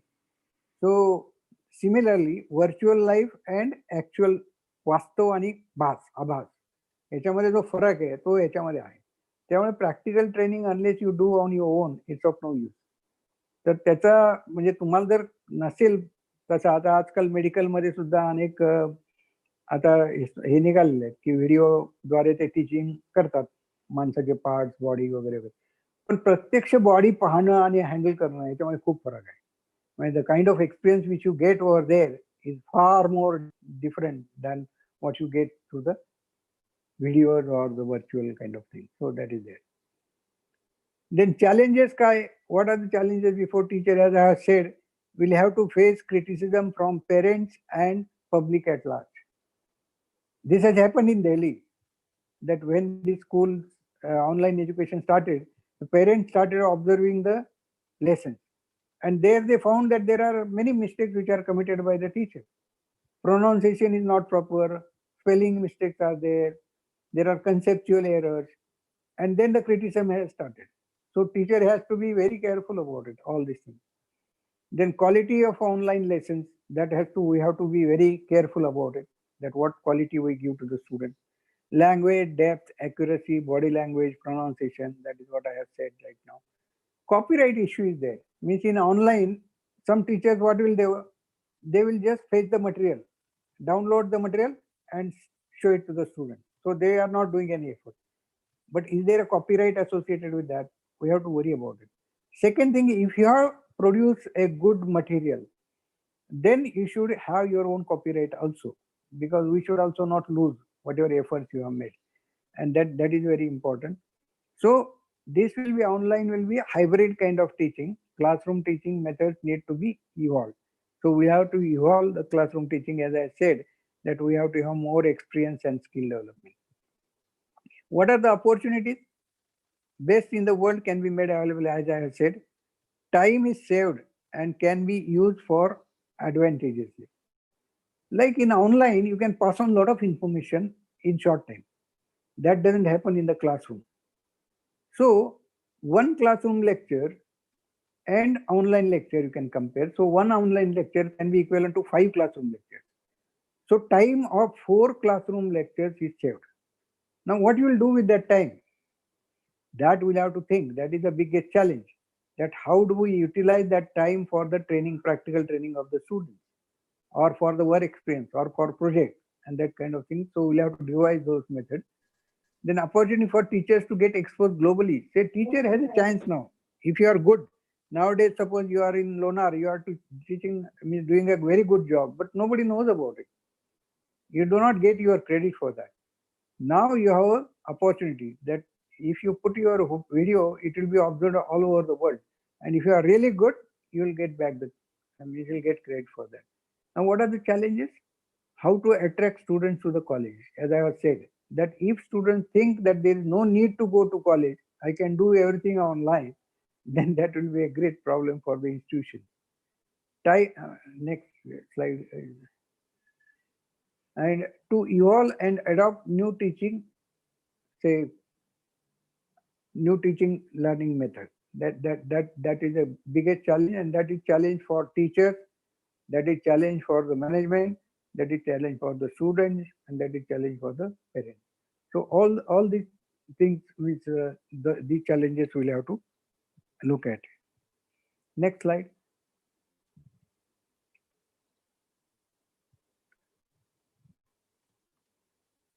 So what is the danger? The danger is of digital divide. That's why I said, if many of the students are not able to have an access to the technology for education, then there will be a digital divide. They will lag behind, and that should not happen. So we'll have to take initiative, especially at the rural level. Of course, they can start the college because there is no harm, but in the say city area, this is the biggest challenge. That how I had suggested one way for that, but that should be through the NGO. If we make study groups for each society and help students to actually learn, then that may have a reduced effect on this. And if the digital divide happens, then knowledge divide will be there. And if knowledge divide is there, there is a social divide. And this is very dangerous.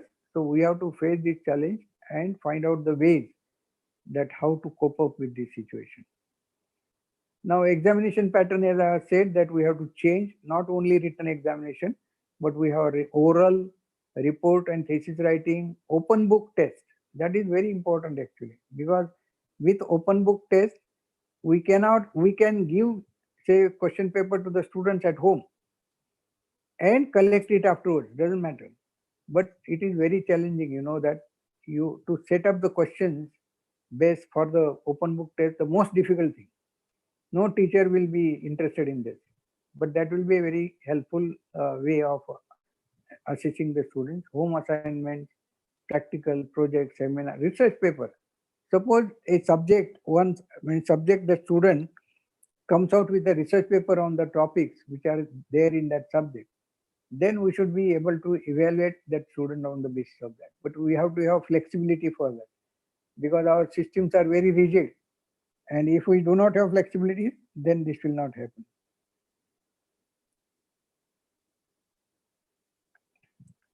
So how should be our education? That our education should be with quality, it should be relevant, it should be skill based, it should be vocational based, entrepreneurship based, creative and innovative.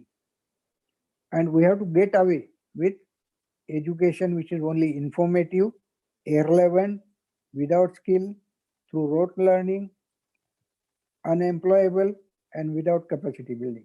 So we have to get away. This is the challenge. So post-COVID change is this. This change will have to give. Then autonomy I have already discussed. So there will be problems about the autonomy, but we have to cope up with this. And we have to have resolve that we'll face, we'll come out of this, that new autonomy versus old autonomy, freedom to establish centers abroad. That is what is expected of our Indian universities and institutions. Then employing foreign faculty. Now this may not be true for all, but I'm just setting it for a general say purpose or aims and objectives. and then starting new courses and changing the fee, charging the fees. See, this can be done even at the Lonar. If you can come out with a creative course which will be helpful for the students, then definitely they can charge their own fees and generate the finance. And then we have to have unity and cluster universities also. So that is also a proposal in the new education policy. Of course, few cluster universities have been already come to final stage, like Rayat Shikshan Sanstha in Satara, they are forming. Then Ferguson College also has given a proposal for the cluster university. So these are the new things which are coming. Now, all the things may not be applicable to all, but I thought that all of us should know that what is the larger picture. So if we know the larger picture, then we can think that where we are, where we want to place ourselves, and what are the opportunities, what are difficulties, what are the challenges. And if our students know this, then maybe they are able to put up their demands with the institution so that they get a relevant education, the education which is employable, and the education which will be helpful for them to lead their life. So with this, I thank Principal Dr. Banmeru and his colleagues. And also, I am very happy to be with Dr. Suryavanshi and Dr. Dote and all the participants who have listened to me for a long time. So thank you very much.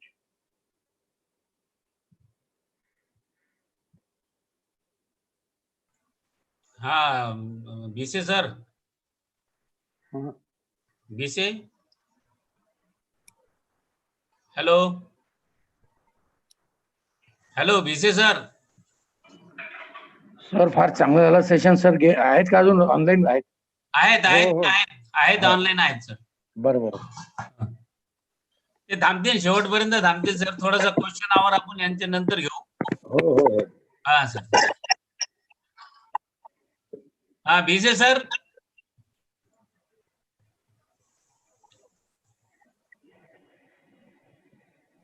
Hello हा बोला. हा विशे sir.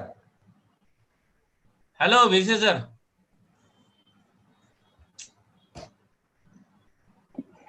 हा एक minute sir. Dhote sir एक minute मी बोलतो त्यांना. हा माझा आवाज येतो ना? हो येतोय येतोय सर आवाज येतोय. Okay very good. हा लगेच जॉईन होऊन.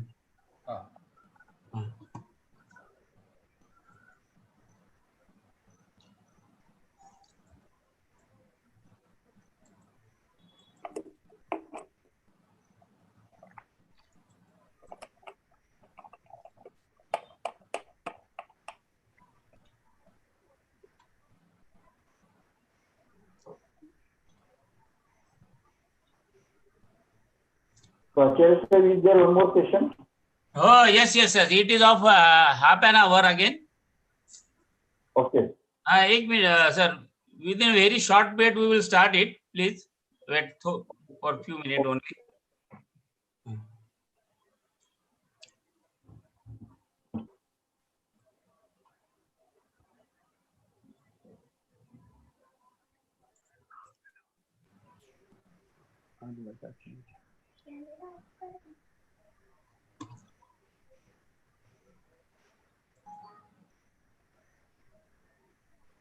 On behalf of organizers, please announce. Ah yes yes yes. Oh. Because all participants know whether it was question or not.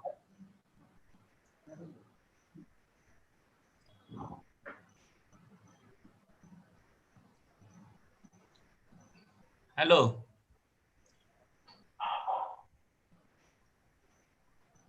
Hello.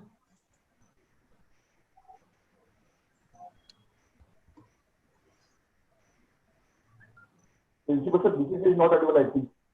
Ah yes yes yes sir. Few minutes only. You start directly from sir. Hello क्या हो गया? वो बीसे sir को बोलो ना, हो गया उनका. फिर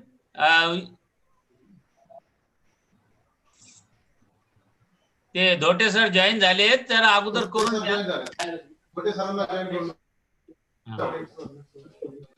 hello Saurabh sir.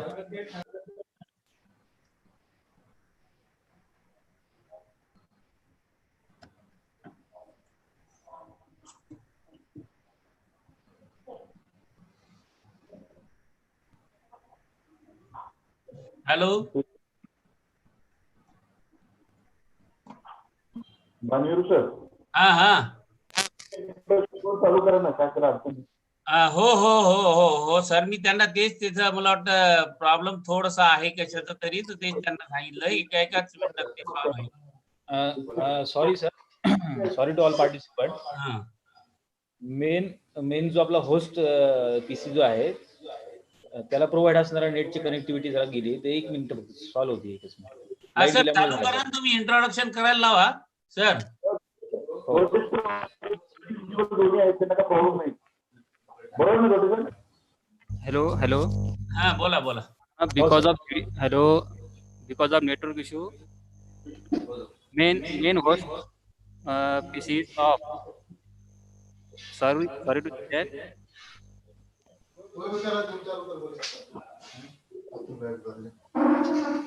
बावळ Saheb.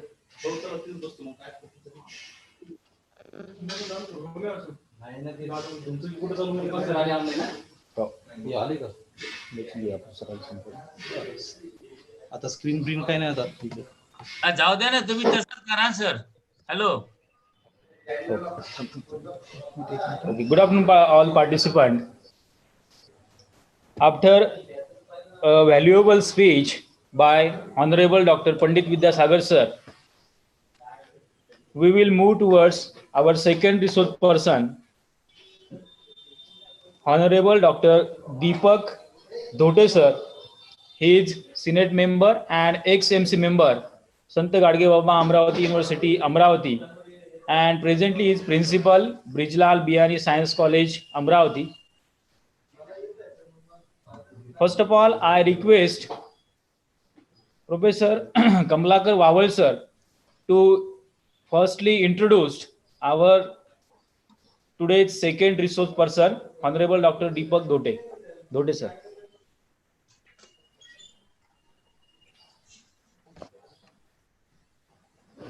Hello.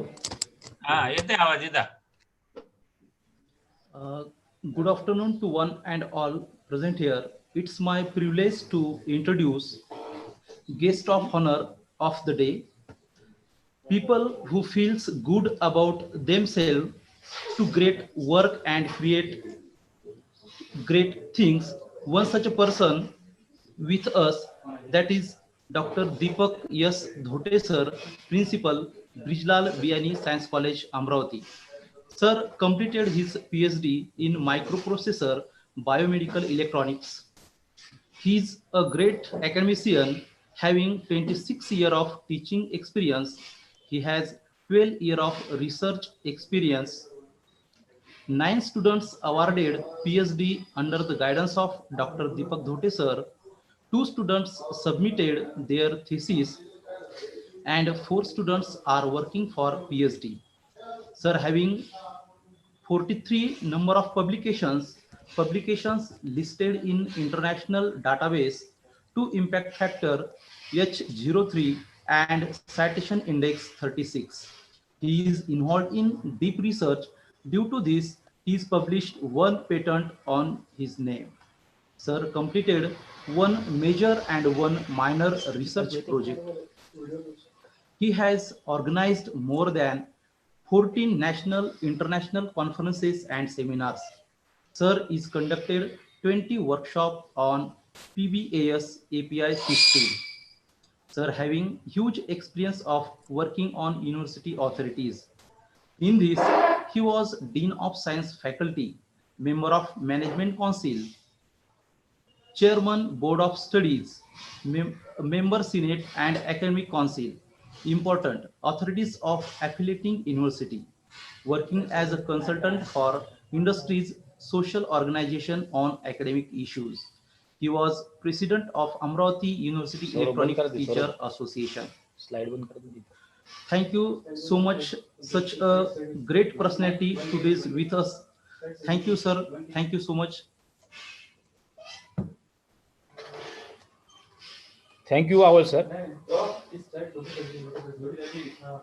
Now I request to our today's second invitee resource person, Honorable Dr. Deepak Dhote sir, to start your talk. Dhote sir, please.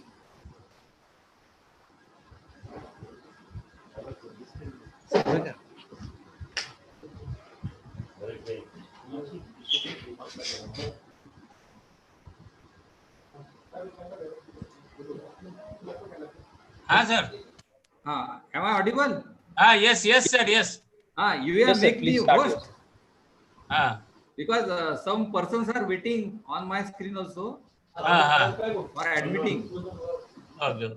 So thank you very much, sir. Banmeru College, the management, and the talk you have just before me from very great personality, former Vice Chancellor of SRTM,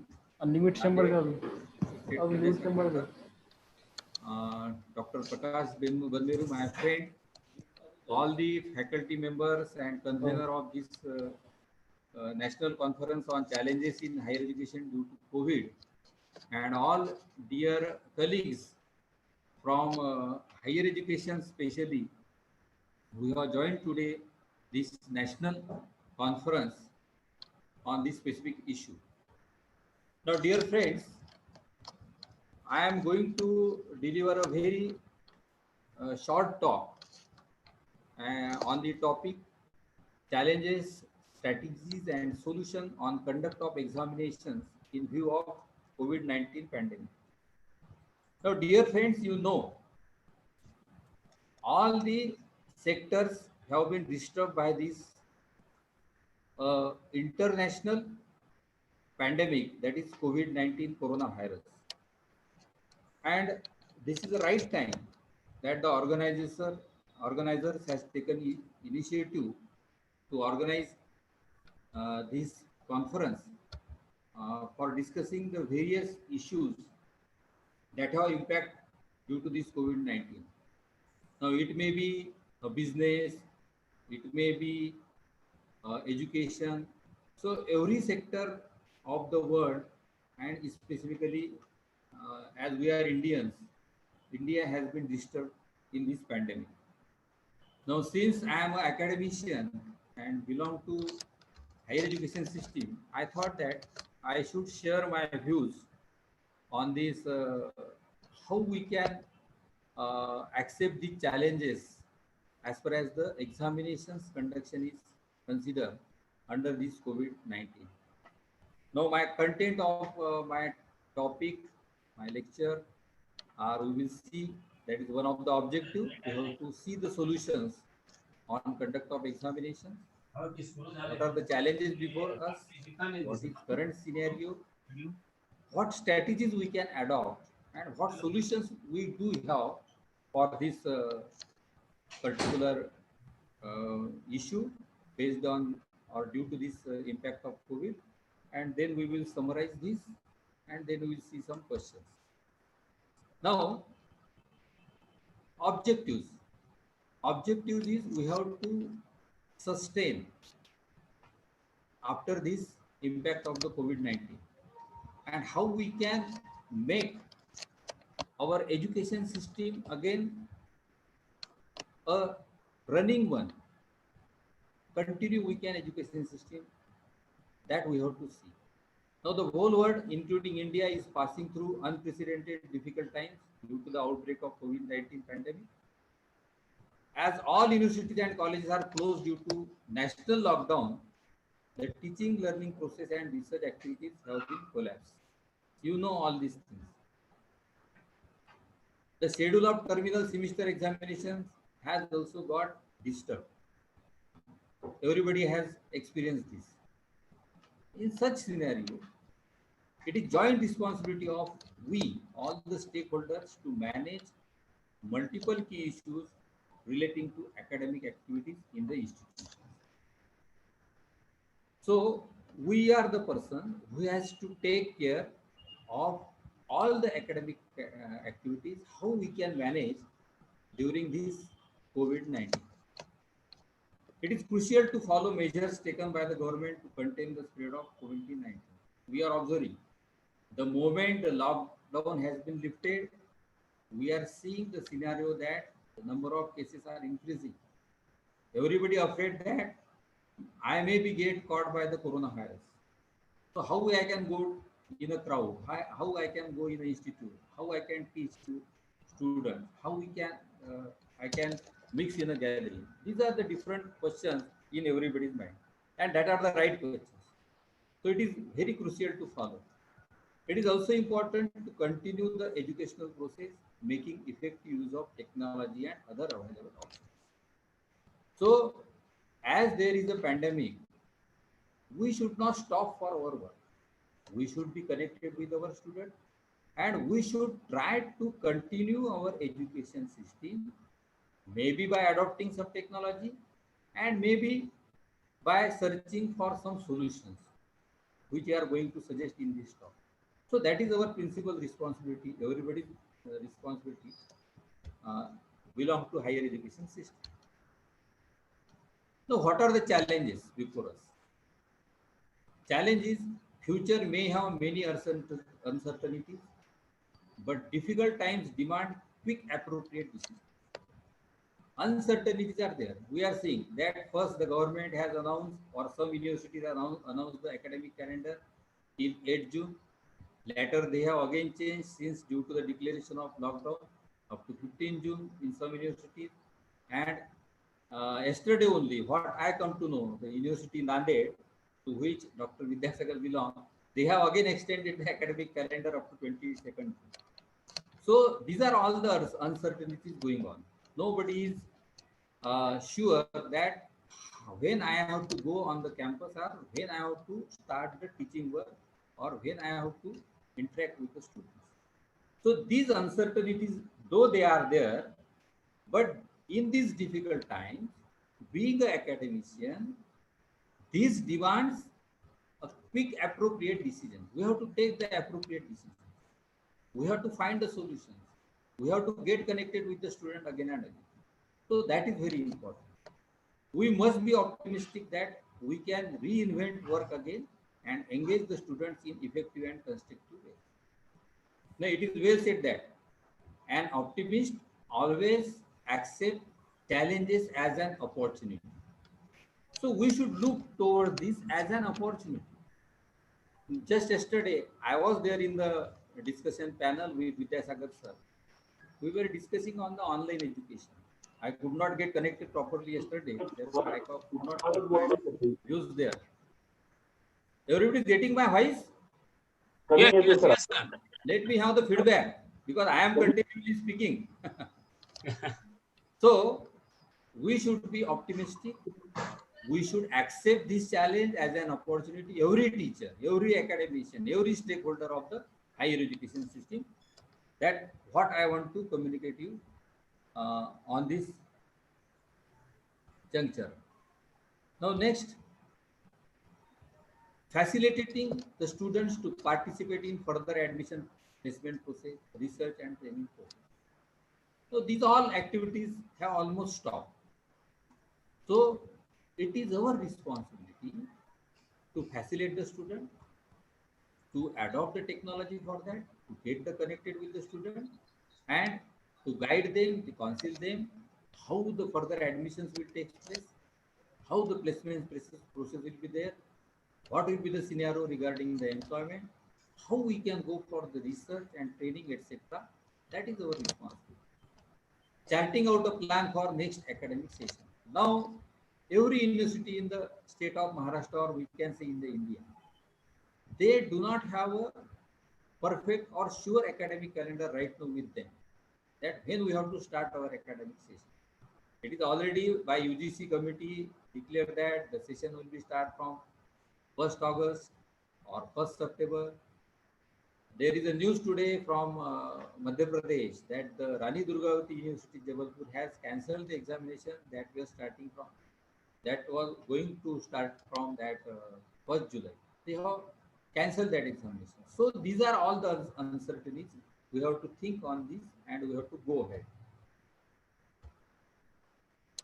Now, what is our current scenario?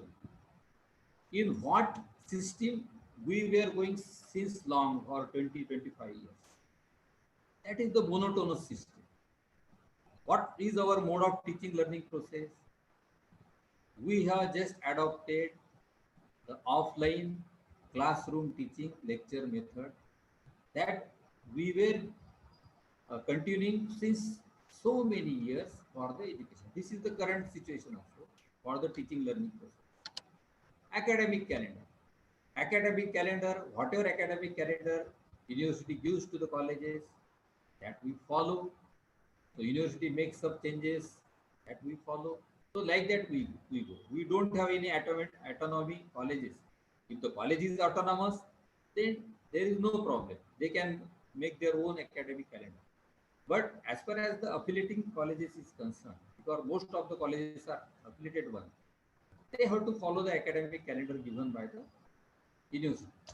So we cannot make any change in that academic calendar. So that is the current situation. Modes of examination. We have only the offline mode of examination, and that is the descriptive type of examination. The student has to come on the center. They have to appear for the 3 hours paper. They have to write answers in descriptive form. In some universities, they have made the reform that there is multiple choice questions are there. But most of the universities are following the pattern of offline and the descriptive type of examination. Functioning of the laboratories. I don't know why the government in the lockdown has stopped the functioning of the research laboratories of the university. Because in university campus, there is a huge area. We can follow the social distancing. The university heads or the faculty members of the university, they are having the different cabins to sit and their laboratories to work in the laboratories, and that we might have come with, if this would have been open throughout the India, the university laboratories, then some researchers might have come with some new research to combat this COVID-19. So that was almost stopped in throughout the country, excluding the national level. So that is the current scenario, what we have experienced. Now, on the background of this, what type of strategies we can adopt? So for continuity in education process. So how we can continue this education process now? So for this purpose, we have to make the dynamic planning. Means here in after we should have multiple plans with us. So this is also again related with the academic calendar. We should have the multiple types of academic calendar. If uncertainty comes, some outbreak comes, we may be able to adopt some different types of plans. So that plans, different plans, 2, 3, 4, 5 plans should be ready with us. The university should give us and allow us to use the plan as per the situation of particular village or town or city or any metropolitan city. Because what is there now, see, if we see the 4th June notification of government of Maharashtra, they have amended the clause 7. What is that clause? Now educational staff, educational institute staff, they can operate for the non-teaching purpose activities, means like e-content development, etc., etc. But that has been banned in the cities of corporation. So in the rural area, the activity will be going on, but the activities for the cities where there is a corporation, corporate area, that has been stopped also. The government has prohibited that. So in that case, the student of city area will be lagging behind. So therefore, we should have the multiple dynamic planning with us to continue our education activity.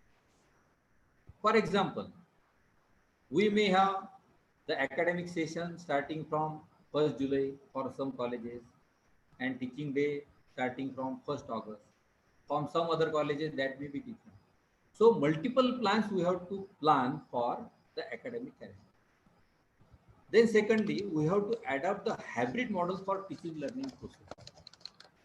We should not depend on only the classroom teaching, that is offline teaching. We should adopt the different technologies, the blended type of teaching learning process we have to go here in after. So some portion online, some portion online live, some portion online by uploading the different types of e-contents or videos on your YouTube or your special channel or anything, any platform. And the offline teaching for a group of students where we can follow the social distancing, etc.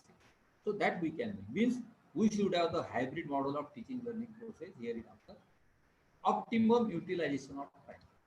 Now what is this? We can work from 7 a.m. to 7 p.m. We can work. So nowadays, what is our current system?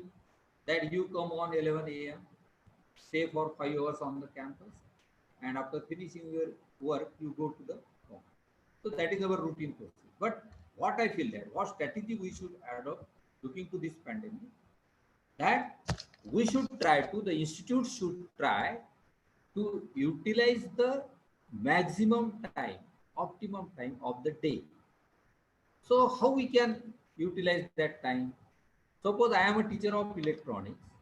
I come on the campus on at 7 a.m. I have two classes from 7:30 to 9:30. So I will stay on the campus for 2 hours. Then principal should allow me to go to home. Rest of the college work, the person will work from home. And if the person has to conduct again practical on the same day in the evening time, say after 4 p.m., the person has to again come to the campus and he will go to home after conducting the practical. So this type of cycle you have to develop for teaching learning process. So in that case, we will be able to utilize the optimum time. There will be no hardship with the teachers also, that they will have to stay from 7 a.m. to 7 p.m. on the campus. That is not the case. That I am not suggesting. But there should be a flexibility in the timetable. The person, the teacher should come as per their convenience and their timetable in the college, again go back to the home and again come back if necessary, or otherwise for other college work like e-content development, like examination work or MAC work or IKC work or any sort of work, the teacher may work from home and he should keep the record of that hours, that total hours record he has to keep for 5 or 6 hours a day. So this type of strategy we will have to adopt to face this pandemic in the coming times. Now that was for continuing the teaching learning process. For examination, what we can do? For just, there had been a big discussion throughout the state, in the state of Maharashtra, that the chief minister saying that you have cancelled the final year examination. And the governor of and chancellor of universities, he's saying in the state of Maharashtra that just we should conduct the examination. So there is a big confusion at the state level. So if the state is confused, if the government is confused, so teachers and students, what they can do? So they have become the panic. And there were the discussions going on that somebody says that we should conduct our online examination, multiple type examination. I want to question on this issue that whether it was our predefined policy, predefined and pre-announced policy to the student that your examination will be conducted online. No, it was not.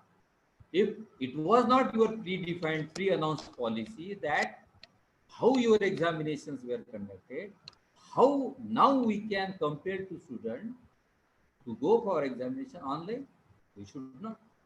So hereinafter, we have to take care of that. I am not against of conducting the online examination, but it should be our predefined, pre-announced policy. That I am saying. So therefore, we hereinafter should have multiple clear predefined and pre-announced policies of examination. Different policies we have to see कि ऐसा होगा तो हम ऐसे conduct करेंगे, 50% ऐसा online करेंगे, 50% offline करेंगे, 20% वो प्रोजेक्ट बेस करेंगे, 20% इंटर्नशिप पे देंगे. Whatever policy you have to give to the student, that policy should be predefined and pre-announced, and therefore we should have multiple clear predefined and pre-announced policies for examination after this. we should implement a choice-based credit system. I must congratulate Dr. Vidyasagar sir. He is elder than me, but he has the only university in the state of Maharashtra which has taken initiative to implement the choice-based credit system. It is again have to upgrade, no doubt, but they have taken the initiative, they have implemented. So if this CBCS would have implemented in the state of Maharashtra with the flexibility with different credits, then some student might have completed their degree even in the month of October 2019, and they have exit with the degree if they would have uh, there in the choice-based credit system, would have taken their education in the choice-based credit system. So therefore, hereinafter, we should be serious uh, of implementing the choice-based credit system in different universities, and we should follow it. Then credit on non-examination activities. What is this concept? Now, if we see the some program, so there are different courses. I personally feel that a sport, cultural activities, different extracurricular activities students perform, these are also the part of curriculum. Because when some student excels in a sport, grab some prize at national or international level, then he practices so many hours for that on the ground and loses his academic classes in the college. So there should be a opportunity to student to recoup the credit loss in the academics through the credits he will earn through his performance or her performance in the sports or any cultural activity at national, international level. So we should give the non-examination credits to the student. Suppose there are 100 credits for some degree.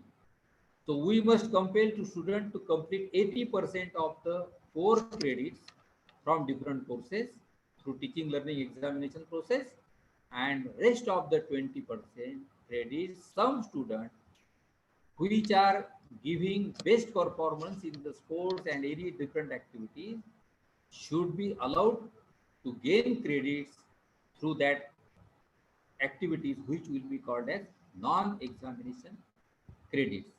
So that should be added with the degree. Shorter duration of examination. So for the examination, we can reduce the examination duration. I have suggested one solution. I have written letter to the Chancellor and the Higher Education Minister that in our university, Sant Gadge Baba Amravati University, we can conduct an exam on one day, one paper model. I have suggested. What is that model? If 3 optional subjects are there for a student, then considering the curriculum of all the 3 papers, you just make one paper of different weightages and examine the student offline. Some part, knowledgeable part of that particular discipline, we can test the online. So such type of examination strategies we will have to adopt in future. Continuous evaluation system. So many of the universities throughout the India and in the Maharashtra have adopted. There is a semester pattern. Tests are conducted there. Different internal assessment activities are there in the colleges. So based on that, we continuously evaluate the student. So if the continuation evaluation system is there, so we can then, there is a issue that whether the final semester, final year examinations conducted or not. I have given the solution. As far as the Sant Gadge Baba Amravati University's BSc degree is concerned, there is no need to conduct examination of final semester. What is the justification for that? I have just chart out that the students who are going to appear for final semester examination in March 2020 or July 2020 of our university, Sant Gadge Baba University, every student has completed the 93% part of the degree. 93%. Only 7% part has remained through the written examination. So for that 7% part, there is no need of conducting the examination. Because what is the concept? Concept is whole degree. Degree is divided in 3 years and continuously we are evaluating the student. So after that evaluation, we come to the evaluation of 93 parts. So for only 7% part, we do not have to test the student again. He has, as if he has completed. Why I am saying this? Because for the failure student in many universities, there is a provision that we allow the condo, 10% condonation mark to pass the student. So why in this such pandemic, so life is more important than the examination. So why should student be compelled to go for the examination? So that I have suggested only for the Sant Gadge Baba Amravati University and the BSc degree of this institute. So this type of calculation, the only university can do from their examination and evaluation scheme and take a decision whether the examination is to be conducted or not. Because if there is a continuation evaluation system, then probably there will be no need of conducting the examination. So this is what about the examination.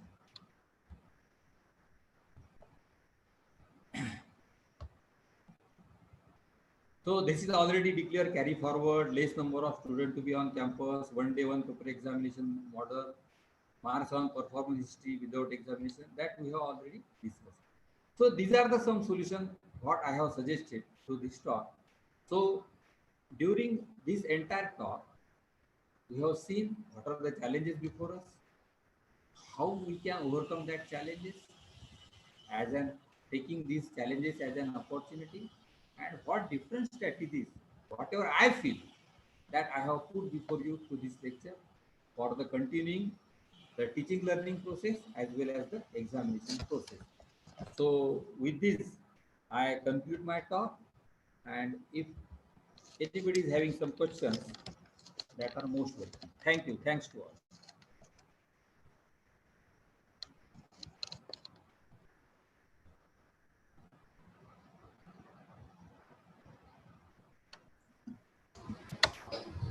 Thank you, sir. Thank you, Honorable Dr. Deepak Dhote, sir, for your nice talk on challenges in higher education. Now, I request to all participants who are in live in Zoom as well as the watching from the YouTube, they can raise their question regarding today's theme. As we know, we have live Dr. Deepak Dhote, sir, as well as Dr. Pandit Vidyasagar, sir. So you can ask your difficulties or any questions. I have one question. To the today's resource person.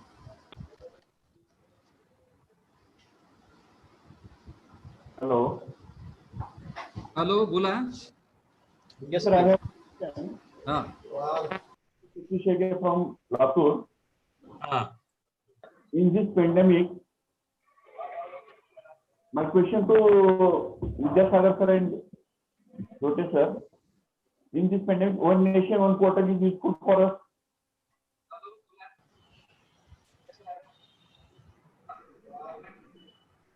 What is that?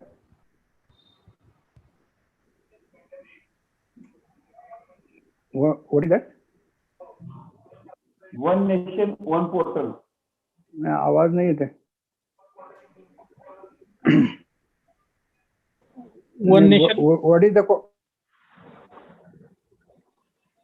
हाँ बोला बोला Shelke sir बोला एकदा. One nation one portal. हो हो sir one nation one portal बद्दल त्यांचं म्हणणं काय आहे, तुमचं म्हणणं काय? हॅलो हॅलो काय प्रश्न आहे? पोर्टल कशासाठी म्हणजे? हॅलो, कशासाठी पोर्टल?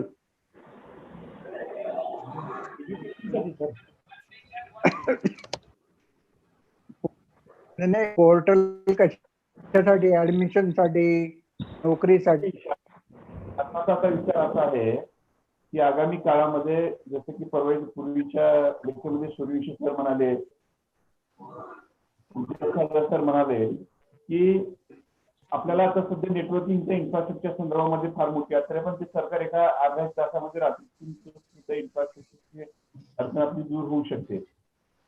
समजा जर सरकारने असा विचार, सरकारच्या विचाराधीन आहे, MHRD मिनिस्टरने बोलताना म्हणाल की वन नेशन वन पोर्टल आम्ही आणू इच्छितो, ते सर्व आपल्याला सोयीचं होईल का?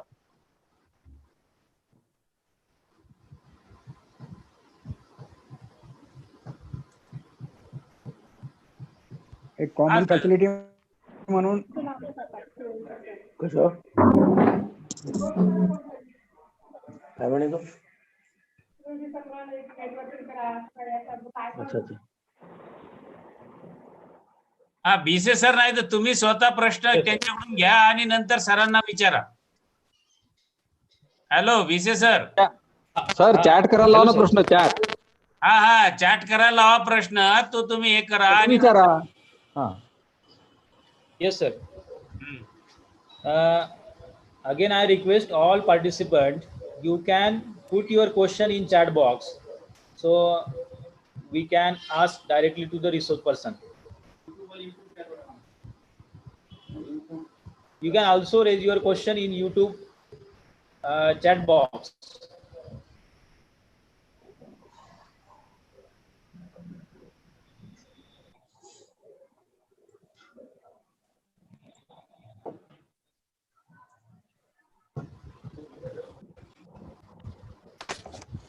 Sir, respected resource person, everybody has concluding a very nice session, and the information is very valuable and it will be useful in further days. हा करा सर, नाही तर मग आभार प्रदर्शन करून घ्या. Hello Bhise sir. Okay sir. Again, I request anyone participant can wish to give live feedback.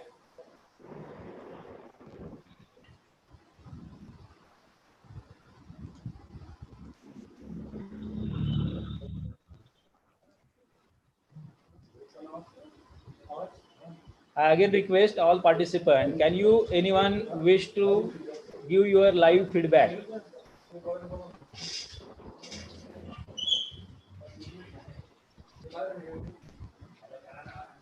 Okay sir, thank you so much. If any question, we will take in our WhatsApp group and afterwards communicate to our resource person.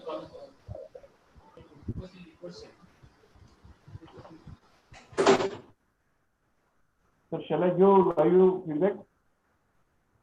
Yes sir, please Shalke sir, please give your feedback.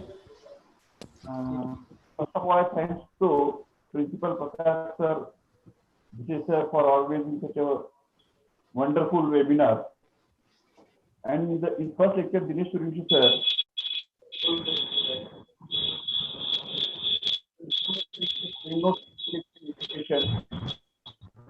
continuous evaluation, infrastructure, and high-speed connectivity. These all topics which were continued by Dinesh Suryavanshi sir, that is used. Second lecture, Vidyasagar sir, they told us that quality education is how important, online and offline mode also. And the support of non-teaching staff, research publication also are important, told by Dr. Vidyasagar sir. And in last session,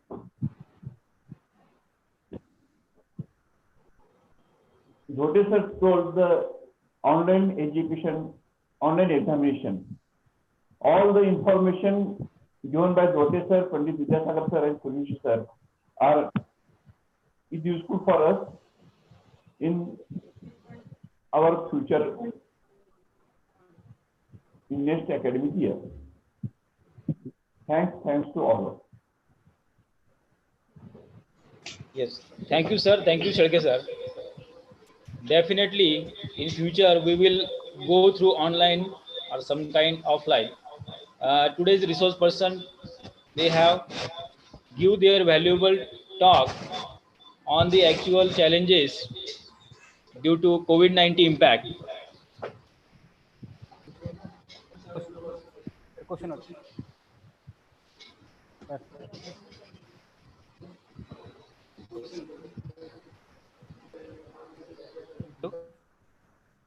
हा घ्या sir घ्या लवकर. Sir, one question is, हा how the problem of examination of final semester will be resolved? हा The कोणाला धोटे सरांना विचारायचं का? sir, Dhote sir. हा मग बोला ना धोटे सरला. Hello. सर धोटे सरांना उत्तर द्यायला सांग. बहुत संख्या बढ़ गई.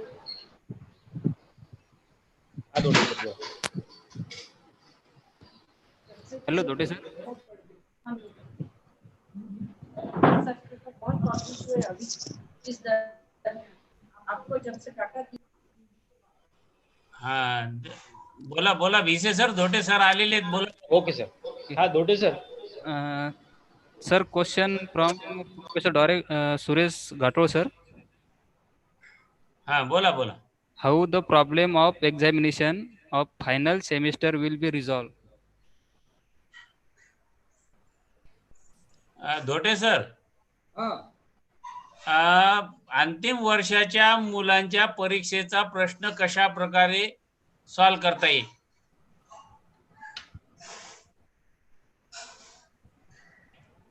हॅलो. हा येतं का आवाज. हा आवाज येतोय सर आवाज येतोय. हा एक second.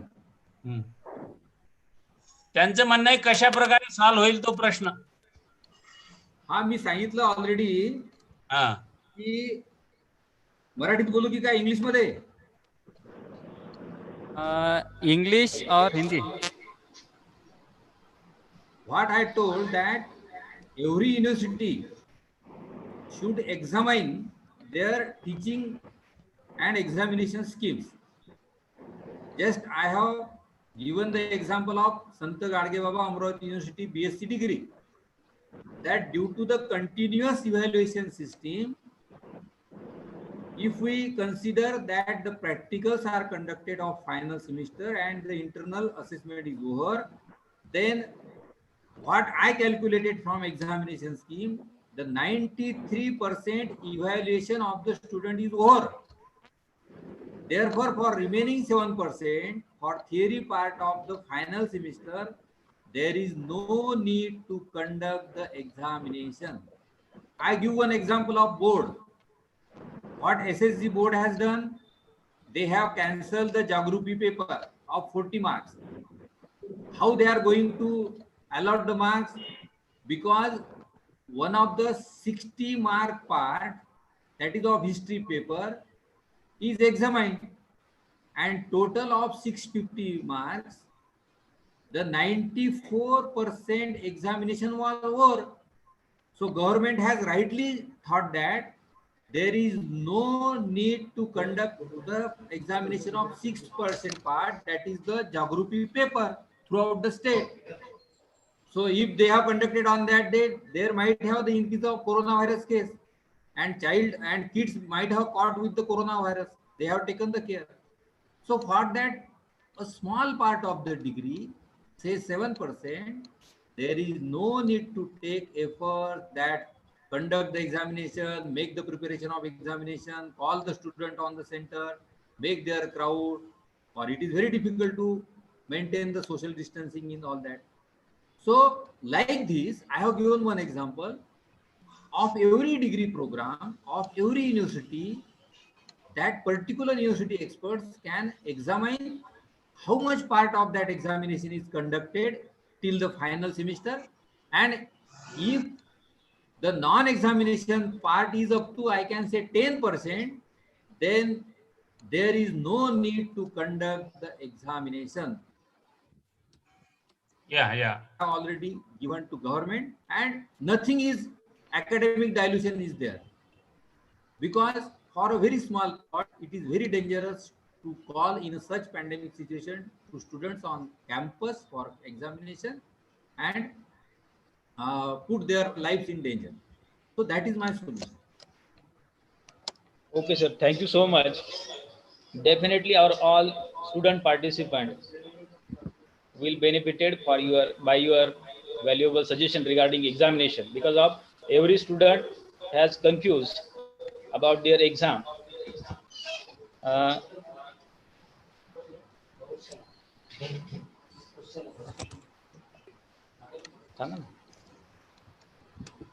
okay. Hello, sir. Hello. Hello. Sir, another question from Vipin Kumar Singh. Sir, how we can conducting fair examination process in online education?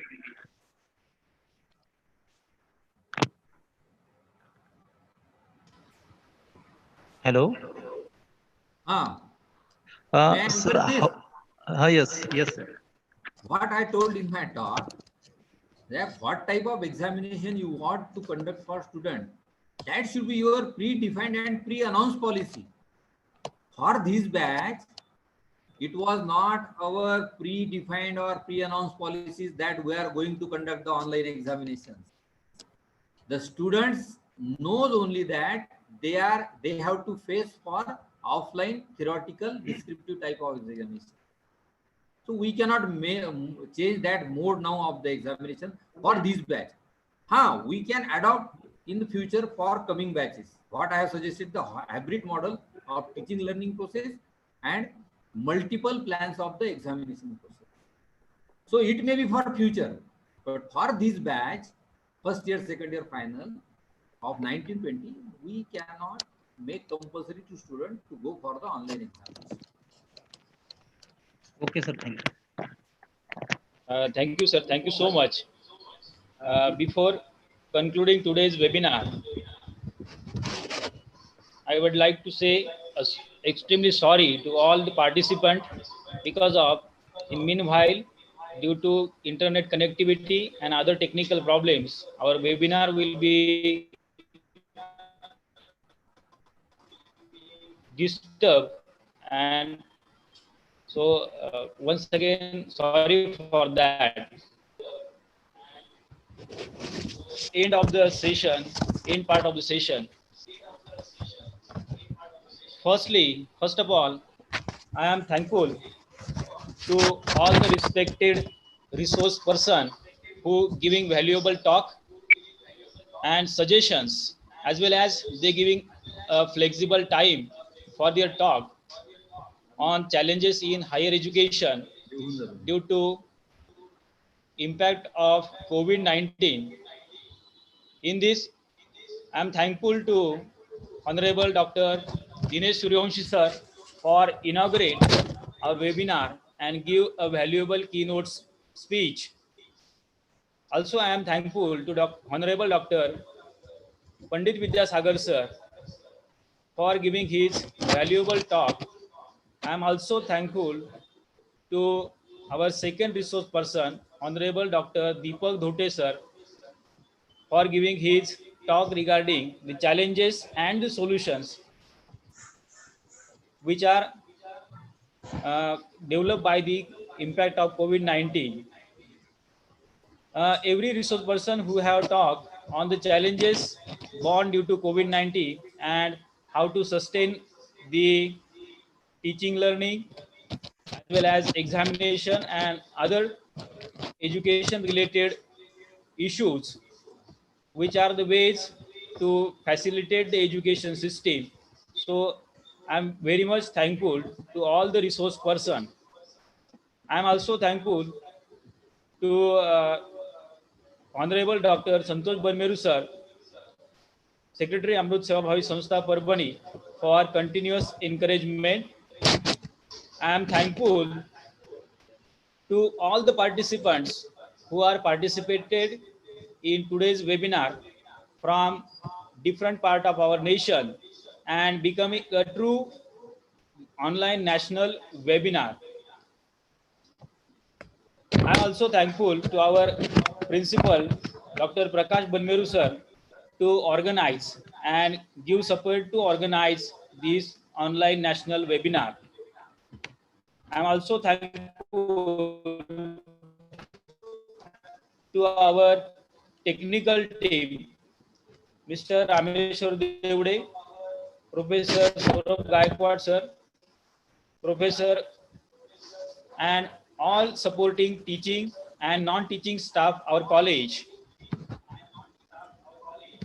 Our students are also supported us. They also participated in this today's webinar. So I am thankful to one and all to participate in today's webinar and make it successful. I am again thankful to all of you. Thank you, sir. आणि ते हे फीडबॅकचं द्या फीडबॅकचं One announcement is there. A feedback on today's webinar. A link will be provided on our WhatsApp group within few minutes. Every participant should have to fill your feedback through a given link so as ready. So please fill your feedback correctly and give your correct email ID so as to we will send your e-certificate of participation. Okay, thank you, sir. Thank you, sir. Thank you to all. Thank you sir thank you all of you.